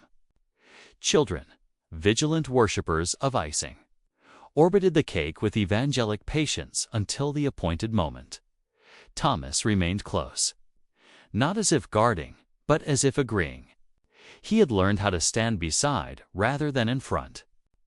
When someone asked a question that strayed toward impertinence, he sheered it gently into humor. When an old friend attempted to remember him into boyhood, he thanked the memory and stayed a man. "Are you well?" he asked quietly when politeness looked the other way. "Entirely," she said. "Though I begin to believe smiles have muscles." He laughed, the rare kind that alters nothing and improves everything. "We shall let them rest soon." Photographs were discussed and then deferred. It would be enough that people had seen what they claimed to have seen. Glasses were raised. Toasts were made and sometimes concluded. The cake surrendered in dignified portions. The smallest attendants achieved icing with their souls, as afternoon thinned toward its silvery edge. Gifts appeared in their careful wrappings. There were articles of linen that promised to know their purpose. Good china that asked not to be broken, only to be used sufficiently often to be forgiven when it was. A teapot that had passed through 2 households and had learned its manners in both. From Thomas's mother a locket, oval and honest, fit for a curl of hair or a small photograph. The kind of object that keeps time without making noise. Before departure, Eleanor slipped upstairs to her room for the last time as a resident rather than a guest. The space felt both beloved and obedient. The bed knew her weight. The dressing table remembered the small storm of pins that certain mornings required. The window kept its private asterisk contract with the square. She took one lingering look and experienced not sorrow, but gratitude. Which is sorrow grown wise. Downstairs, Mary waited with a small parcel wrapped in clean muslin. "For good luck, miss," she said, then corrected herself with a shy bravery. "Beg pardon, ma'am." Eleanor untied the string and found a ribbon of blue silk and a neatly folded handkerchief with a tiny stitched heart in the corner. "Mary," she said, and could think of nothing elaborate enough to be better than that. "Thank you." In the hall, her parents waited side by side in a tableau that would become memory as soon as the door closed. Her father kissed her forehead with official tenderness. "Courage," he said. "But not much will be required of it." Her mother adjusted the veil one last time, as if doing so could bridle the world into goodness. "Right," she commanded. Which is how some women say "I love you" when other people are listening. "I shall," Eleanor replied. Outside, the carriage stood beneath a sky undecided between blessing and weather. The street, having attended many things, agreed to attend one more. Thomas offered his arm, and Eleanor took it not as a rescue, but as a statement. "Ready?" He asked. "Yes," she said. "Ready?" They descended the steps together. People waved in that agreeable way that suggests they had always been certain of this outcome. The door of the carriage shut, not like an ending, but like the persuasion of a beginning. Wheels discovered their task. Hooves composed a small music on the damp road inside. For the first time, there was the unchaperoned grammar of joined breath. Not silence, not speech only. The companionable middle where kindness takes its ease. "Thank you," Thomas said. "For what?" "For accepting me exactly as I am capable of being." She considered, then nodded. "We shall be capable of more, together." The city rearranged itself as they traveled. Shop fronts giving way to hedges. Noise dissolving into a domestic quiet that knew names. The streets in Kensington received them without commentary. A house waited with lamps already lit, as if it had practiced hospitality in their absence. A small garden observed its duty to appear larger than it was, but that would be the next chapter's business. For now, the evening drew its soft curtain across a day that had kept its promises. Back at the Hartwell home, plates were stacked, candles trimmed. Small catastrophes averted by women who averted such catastrophes every day. In the church, the last petal retired from the aisle, and the rector's book closed itself with a sigh older than paper in her lap. Eleanor's gloved hands rested with the composure of anchors. The dress rustled like distant leaves. Thomas looked at her as one looks not at perfection, but at sufficiency, handed the dignity of love. The carriage turned a final corner toward the place they would now call home. The lamps outside drew a patient constellation in the wet. The day, having lengthened itself to hold them, allowed at last that it could end. And if the city breathed a little easier for having witnessed something set right, it did so as London always does quietly, under weather. With an intelligence for ordinary grace. Section 9, the first night, and lead. The new home evening gathered itself like a shawl and laid it over the city. The rain-faithful witness to the day had thinned to a mist that made the lamps bloom softly along the streets. Inside the carriage, the air was a small private climate of warmth and breath. A fragile treaty between two people newly permitted to share it. The wheels, now familiar with their purpose, carried them through the narrower quiet of Kensington, where garden walls kept counsel and front steps practiced the art of welcome in all weather. The house stood with its lamps already lit, as if it had practiced hospitality in their absence and earned the right to perform it. The front garden, modest, clean, attentive to its borders, held 2 rose bushes that were not in bloom, but gave the impression that blooming was not beyond them. A brass knocker that had known other hands shone above the threshold. The door opened before they reached it, with the pleased discretion of a servant who has spent a day, making sure nothing will be left to chance. Mrs. Davies curtsied with unfeigned kindness. She was a woman in her middle years who had perfected the rare art of being in charge without being in the way. "Welcome home, sir." "Ma'am." The latter word found its footing and stood up straight. "Thank you." "Mrs. Davies." Thomas said. Eleanor allowed the name that now belonged to her to do its necessary work. "Thank you," she added, discovering that gratitude can steady the voice as effectively as tea. The hall presented itself with an honesty that calmed. A runner that believed in being walked upon. A stand for umbrellas that did not aspire to more than dryness. A row of pegs that had learned the measurements of coats. To the left, the small parlor confessed its dimensions and then redeemed them with fire. To the right, a dining room waited without bravado, its table already dressed with an uncomplicated ambition to nourish. "Dinner for 7, Mrs. Davies said. If it pleases you, a roasted chicken and new carrots, a little custard after. The kitchen is settled. The bedchambers are, as we discussed." "That will do very well," Thomas replied. He glanced toward Eleanor with a question that did not need to be formed. "Shall we sit a moment?" "If you please," she said. In the parlor, the grate had been coaxed into a low, convincing glow. A pair of chairs upright but forgiving faced the hearth at a considerate angle. A small sofa, newly upholstered in a fabric that respected quiet, waited under the window. A shelf of books, neither many nor few, but chosen, held its spine-straight composure. On the mantel, a clock ticked as if to reassure them that time had not become a stranger simply because the room had. They did not sit close, but closeness had altered its measurements. Eleanor let her gaze travel over the objects that would become, with use, a kind of gentle vocabulary. The brass tongs, the small tray for matches, the blue and white vase with two imperfect peonies, intent on being imperfect together. She allowed her breath to match the clock for a few seconds, and felt the accumulated noise of the day begin to leave her bones. "Are you comfortable?" Thomas asked in a tone that attempted thoughtfulness and nearly managed to conceal its urgency. "Yes," she answered, and the truth in the word surprised them both. "The room understands what it is." He smiled, relieved. "I hoped it might. We shall learn it properly together, room by room." They learned the dining room first. The table had been set with everyday china that wore its simplicity like a polished shoe.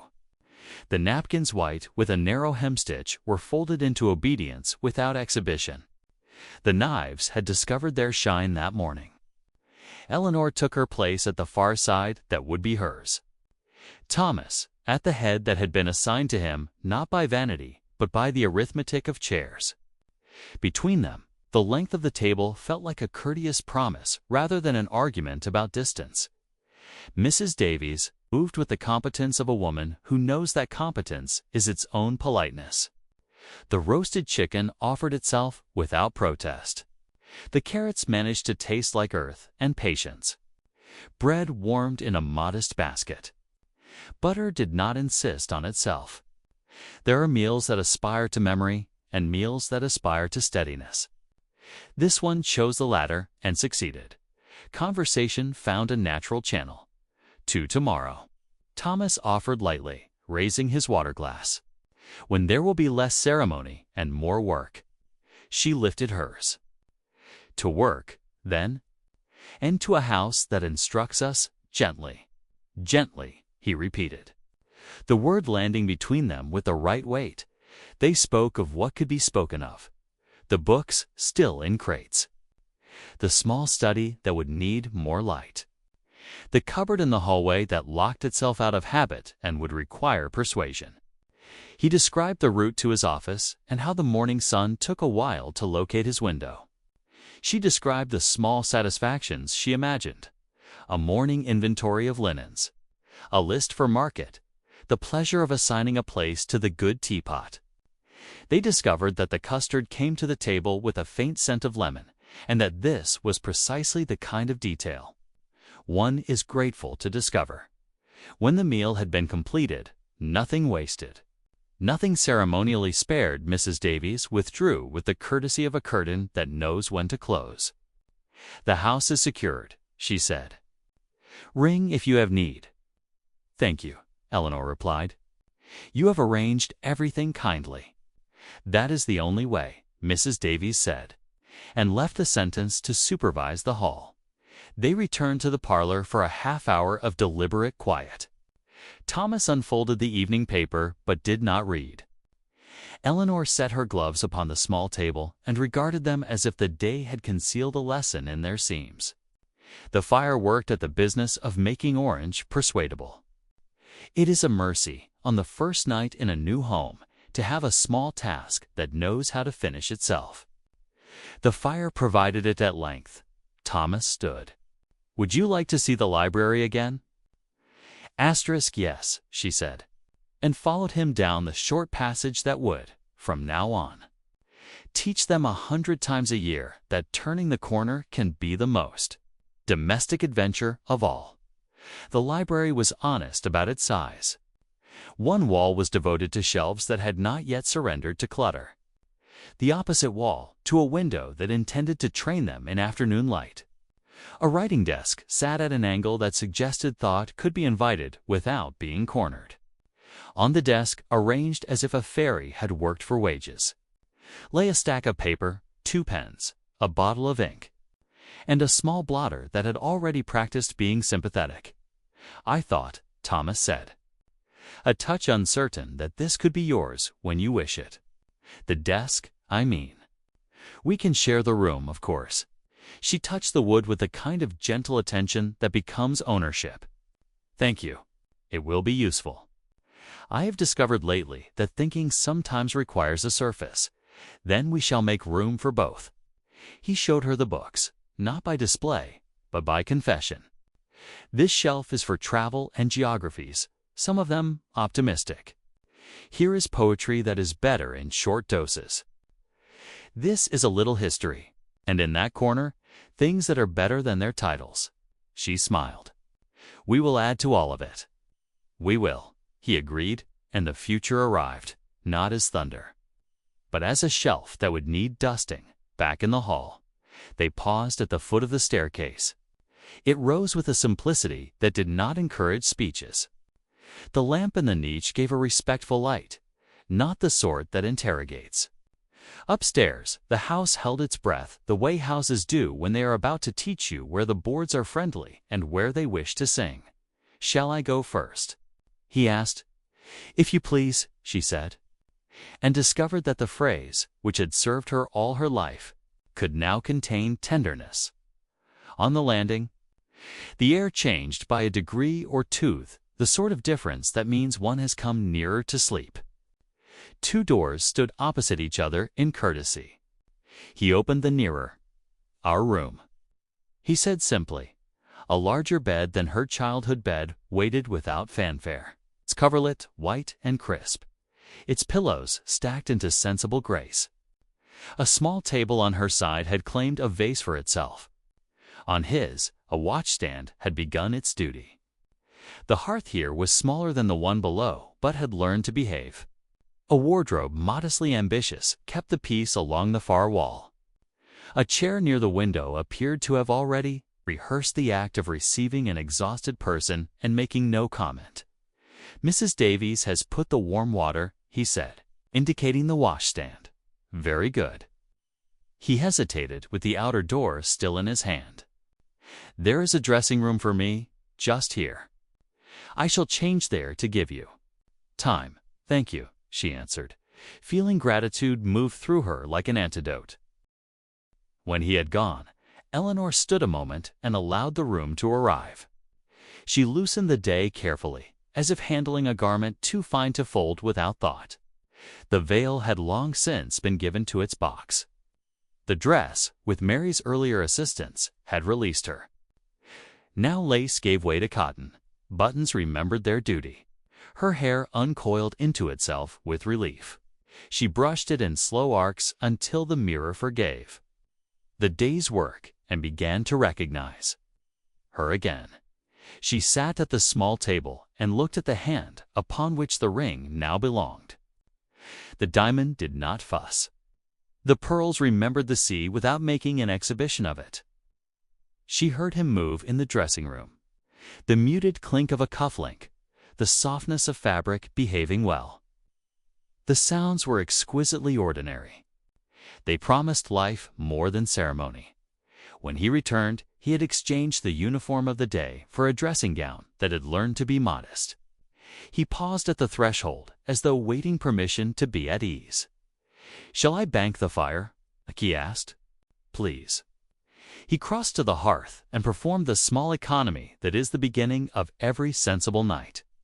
When he turned back, he looked at her with an expression that neither requested nor refused. We needn't hurry anything, he said gently. There is time enough in the world now. She breathed not deeply. The habits of stays do not relinquish their education in a day, but freely. Yes, she said. Time enough.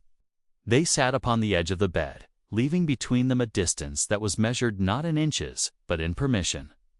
He reached for her hand with a deliberate simplicity, and she placed it in his with a trust that had been earning itself for weeks. Skin, newly ungloved, is eloquent without rhetoric. We shall learn. He said. We shall, she answered, and found that the promise did not make her afraid. What followed was not the province of words. It was the quiet rearrangement of two histories into a present that accepted both. It was the courtesy of asking and the honesty of answering. It was the discovery that kindness can be as precise as a seam and as warm as a quilt. When at last the lamp was turned low and the house allowed itself the comfortable lie of darkness, they lay as people lie who have made no vows beyond the ones everyone heard, but who intend to keep them at the level of breath. Night proceeded, as night always has, with a window slightly open to admit the idea of weather, with a clock upon the mantel deciding that its duty could be done less loudly, with a street where late footsteps resolve themselves into harmless errands. Eleanor slept and woke and slept again in small, excellent portions, as if her heart were taking inventory of a new warehouse and finding it secure. Once she awoke to feel Thomas's hand hesitant, then confident find hers in the dimness. She returned the pressure and learned, in that moment, that there are assurances more reliable than speech. Morning was gentle enough to forgive the learning of the night. Pale sun, remembering London's manners, found its way through the curtains and took up position on the coverlet. The birds that keep indifferent schedules in the hedges agreed to a modest chorus. Somewhere below, Mrs. Davies coaxed the stove into work. The house had begun its routine, and routine is a kind of love. They dressed without haste and with mutual consideration, discovering the choreography that prevents elbows from making unkind acquaintances. Downstairs, the dining room offered a breakfast that was neither stingy nor luxurious. Eggs that had chosen a good moment, bread that understood butter, tea that had learned to be strong without scolding. Today, Thomas said, I shall walk. You through every room with due ceremony, and then go in search of Coul accounts and sensible men. I return by 5. Will you be well? I shall be occupied very respectably, she said. There is the linen to put in order and a note to write to my mother that says more than it says. And I must make the acquaintance of the baker on the corner. Mr. Bellamy, he supplied, a man who looks disapprovingly at the world and forgives it with his loaves. Then I shall submit myself to judgment and emerge with bread. He laughed. I am easier in my mind than I have ever been. When he left, she stood for a moment in the hall and listened as the door closed upon the sound of his steps. The house did not feel empty. It felt newly entrusted. She turned like a careful instrument toward her tasks and found, one by one, that they received her gladly. In the kitchen, she learned the stove's temperament, the way the lower oven pretended to be indifferent until bribed with a second log, the shelf that kept its heat like a secret, the drawer that preferred spoons arranged along the grain. In the pantry, she made a short, sensible list: flour, sugar, tea, soap whose writing satisfied some ancient itch for order. In the bedroom, she refolded the spare sheets with the odd contentment that attends the geometry of fabric. At the desk in the library, she wrote, My dear Mama, the house is better than memory allowed and kinder than expectation suggested. I am surprised to find myself neither brave nor afraid, but simply content. Tell Father that the latch on the garden gate is a faithful contrarian one of his sermons will tame it. With all love, E. She sealed the letter and felt as one feels after a conversation in which truth has been permitted to remain modest. Before noon, she put on her bonnet and stepped into the street to make her introductions to the small parliament of shops that would govern her commerce. Mr. Bellamy frowned at first, and then surrendered to the inevitability of courtesy. The grocer wrote down her name with the care of a man who understands that names are not to be misspelled.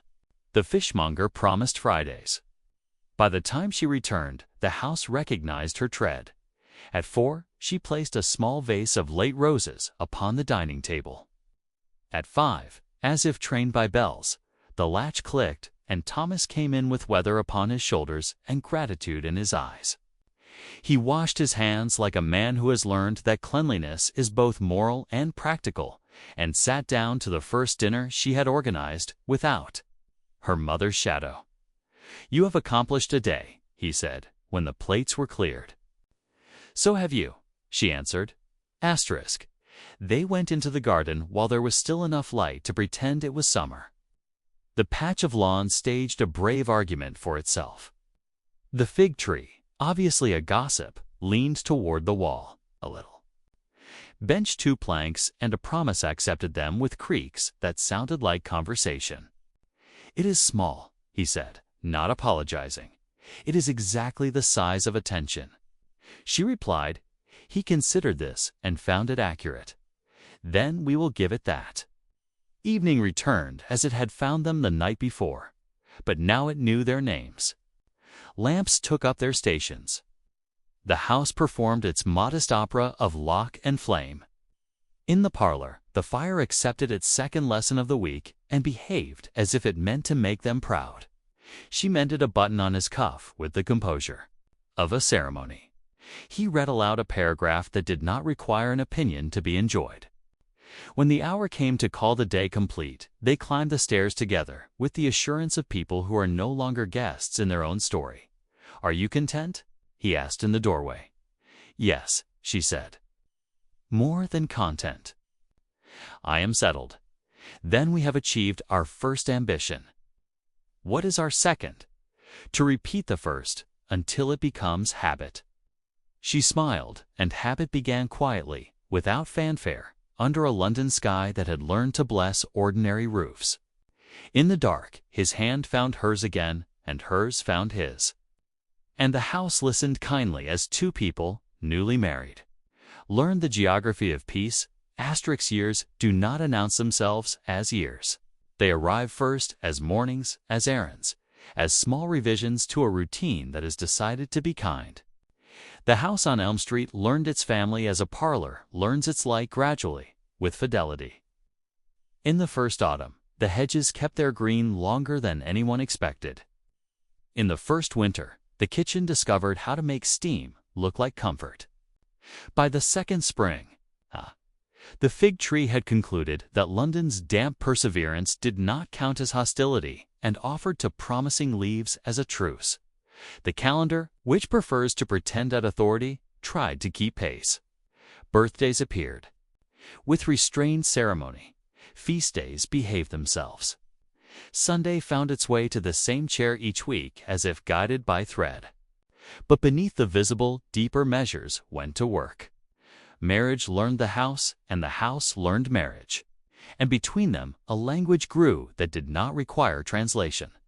Thomas rose early, not by nature, but by discipline. His boots. Discovered the hall at the same time each morning. Tat, a modest conspirator, took its peg with honest loyalty. The walk to the office became a treaty with weather, a negotiation with fog, a pact with rain, a brief friendship with the rare, bright hour. At his desk, he exercised that accurate patience which, in some men, resembles virtue.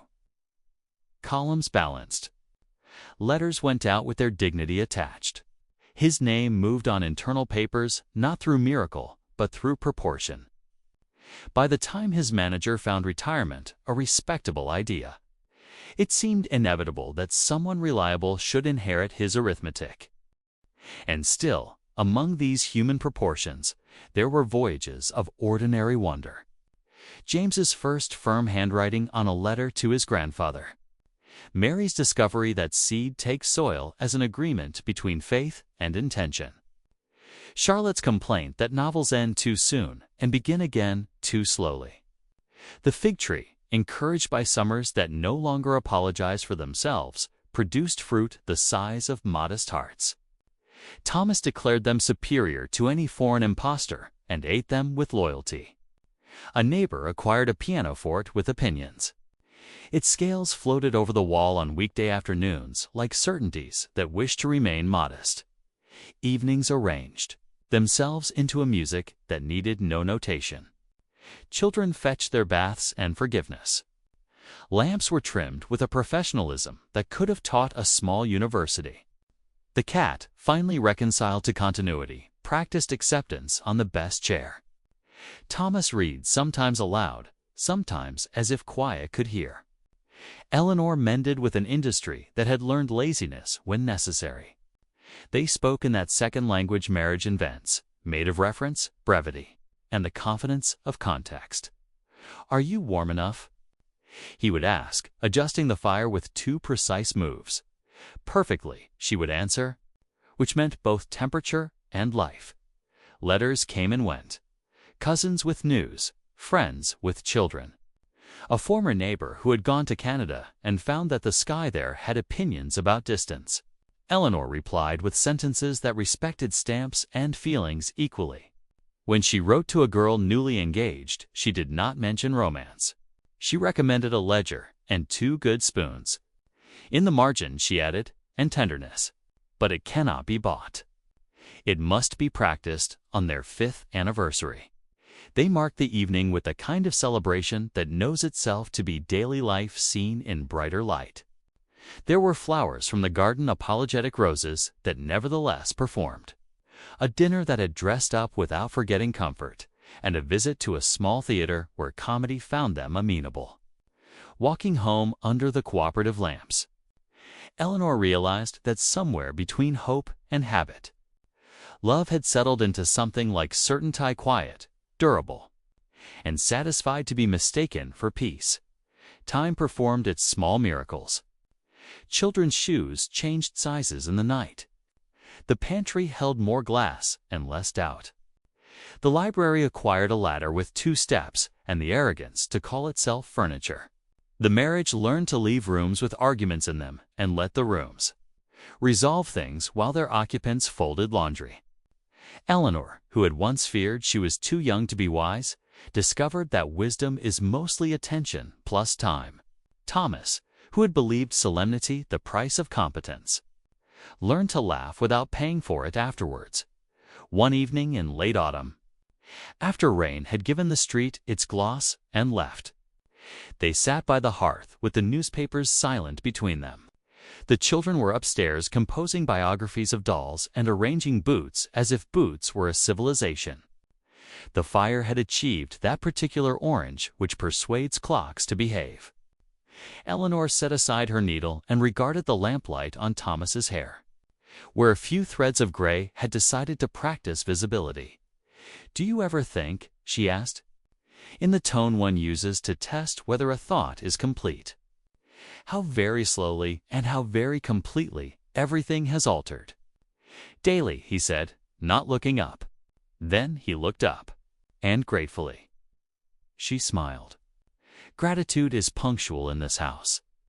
He reached for her hand with the casual ceremony of habit. "You have made it so." "Not alone," she said. "Together, then." "Together," she agreed. And the words seemed to complete a sentence that had been writing itself for years. When the lamps were turned low, and the house did its nightly arithmetic bolts. Thanks and blessings. Eleanor paused at the window. London spread itself under respectable darkness, the lamps practicing constellation. Somewhere, a late cab debated with puddles. Somewhere, a piano remembered one line of a hymn and surrendered the rest. The city, that stubborn orchestra, played softer after midnight.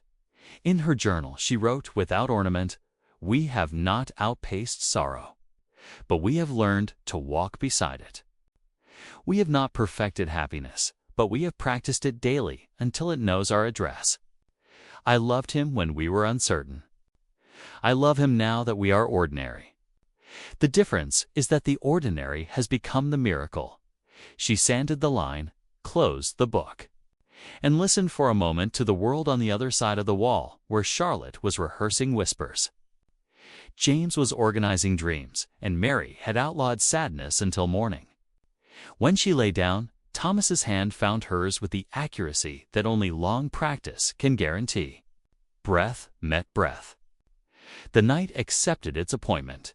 If someone had inquired, years earlier, what Victorian courtship was like, she might have answered in a paragraph about calling hours and chaperones, about gloves and garden benches and Sundays that learned a new meaning. Now, asked again, she would say only that the ceremonious caution had done its quiet work. It had given to strangers the time required to become less so. It had taught patience the size of a household. It had made affection durable by making it deliberate. Morning would arrive always it does, with bread to be ordered and coal to be counted, with a recalcitrant latch and a fig leaf rehearsing bravery in October. Letters would be answered. A spill would be removed. A small quarrel over nothing would find its pardon in the middle of the sentence. Years would proceed by the familiar subterfuge of days. But tonight, while London kept its vast, lawful breath, the small house on Elm Street held a piece of that breath and made it private. "Good night," Thomas murmured. Not because the words were needed, but because they belonged to the liturgy. "Good night," she said, and allowed sleep to do the unambitious miracle it does best, to gather up a life well lived in ordinary portions and return it, by morning, as something you can lift again with joy. Outside, the lamplighter's steps receded. The river turned a slow page. The city forgot its grievances for a handful of hours. Inside, the fire let itself be modest. The clock ticked like a small heart that has agreed not to hurry.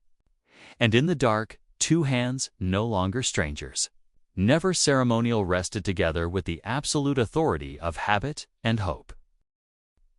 Eleanor composed the day in other columns. She measured flour and hours. She supervised linens and silences. She discovered that a budget is a poem written to the exact number of buttons in a drawer. Her writing found its beginnings not in a declaration, but in a list that refused to remain a list.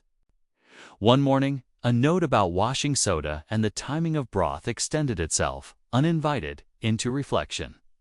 She wrote it cleanly into her journal, not as confession, but as method. Afterwards, a small article appeared in a lady's circular, unsigned, on the consolations of order.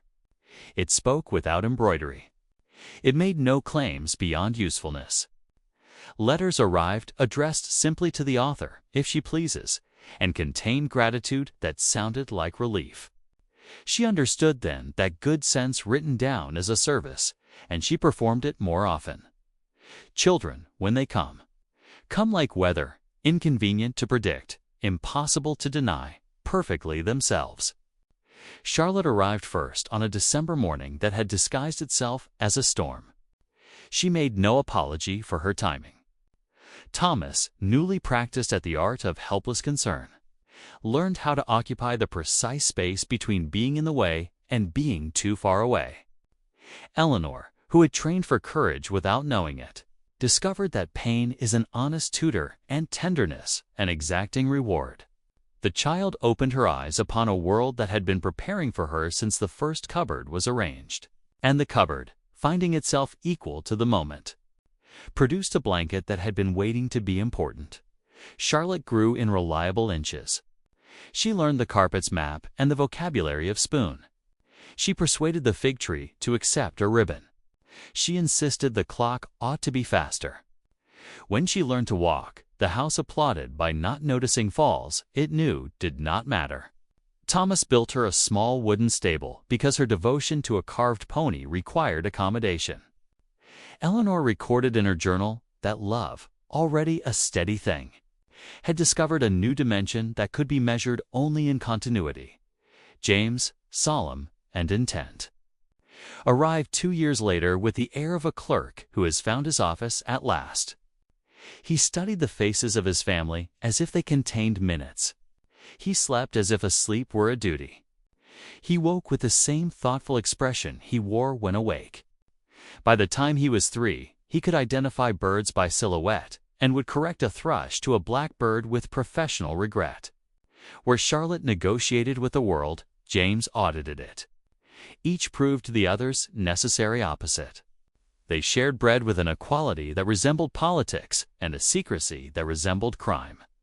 Mary, born soon after, declined to fit any pattern except delight.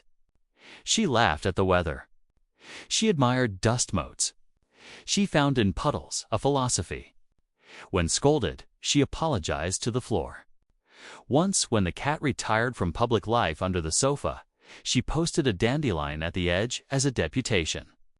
The cat accepted the terms and returned to service. Mary had accomplished diplomacy. The household adjusted without drama to the mathematics of 5. The dining table learned the arithmetic of elbows. The pantry practiced abundance without arrogance. The laundry became a kind of hymn.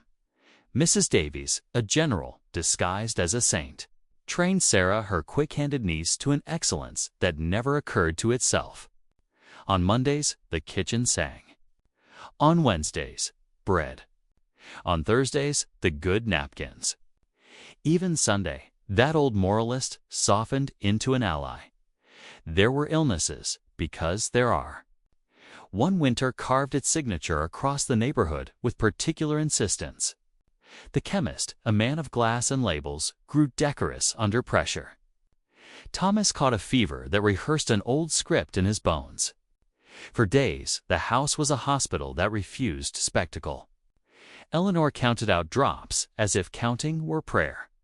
She burned through her worry responsibly. On the fifth night, the fever departed the way a poor guest leaves late, contrite, and through the kitchen. The next morning, Thomas admired the ordinary light with a gratitude that made breakfast holy.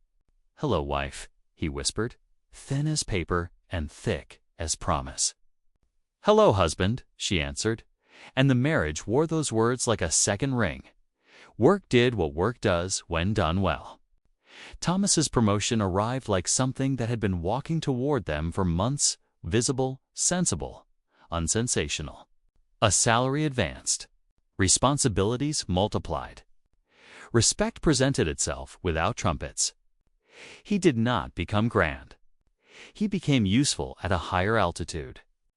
Eleanor, who knew that money makes comfort but not character, adjusted the household with tact. A girl was engaged for afternoons when Sarah's arms were full. Coul was ordered with a confidence that kept no one cold.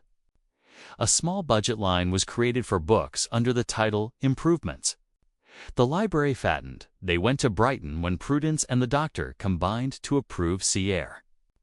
The shore performed its old magic, waves arguing eloquently with the land. Gulls pretending to be philosophers, the horizon keeping its promise to keep its distance. Charlotte collected shells with the rigor of a botanist. James catalogued ships with a notebook confiscated from his father. Mary introduced herself to the water with the audacity of a diplomat and a shriek that reconciled them instantaneously. At night, with the windows open to the large breadths of the ocean, Eleanor wrote a page that did not belong to any magazine. It spoke of patience as an architecture, and of love as the habit of returning to the same chair together until the chair learns your names. Back in London, the pattern resumed, deepened, softened. Thomas joined the parish vestry, not to be seen, but to be of use. He listened convincingly, spoke rarely, voted sensibly. And once when the new rector sought to economize on coal for that poor spoke in favor of warmth with such restrained fervor that the motion withdrew itself. On Tuesday evenings, he read proofs for a friend who had mistaken pamphleteering for clarity. Thomas's pencil, corrected by kindness, achieved an eloquence of erasure. On Thursday mornings, he walked Charlotte to a small school that had decided she would be brilliant if only someone would be courteous enough not to say so. James was taught at home until his curiosity required larger maps. Mary learned by osmosis and a conspiracy with light. Eleanor's writing, the quiet second household, grew in the same way a good border does, by intention, pruning, and benign neglect. Her essays did not pretend revolution. They offered steadiness. She wrote about the small economies that add up to dignity, about the proper balance of thrift and welcome, about how a table set with care civilizes grief. Editors learned that when their pages carried her paragraphs, readers wrote fewer complaints and more thank yous. She signed some pieces, allowed others to travel anonymously, and kept the best for her diary where precision and candor could meet privately and be spared the labor of being charming. Gifts in that season were practical and therefore beautiful. Thomas brought her a paper knife of bone that kept edges clean and metaphors tidy. She gave him a wool scarf, serious as winter, which he pretended not to need and then depended upon utterly. The children offered drawings that achieved truth from resemblance only occasionally, but achieved love at every attempt. Once, Charlotte presented a bouquet of ragged violets that made no aesthetic argument at all, and conquered the mantel within the hour. there were losses. 2. Because years collect them. A neighbor's baby slipped shyly out of the world before the vicar could settle on a middle name. The street dimmed its lamps for an evening without discussing why. A shopkeeper died after a brief illness and left his accounts almost balanced. The parish finished the sum. Eleanor wrote a note to his widow that contained no advice and all the company she could fit. In their own house, a small grief passed without an ama plan that never kept its appointment. A room that stayed merely a spare room. They spoke little and held hands often, and found that silence, when shared, is not emptiness, but shelter.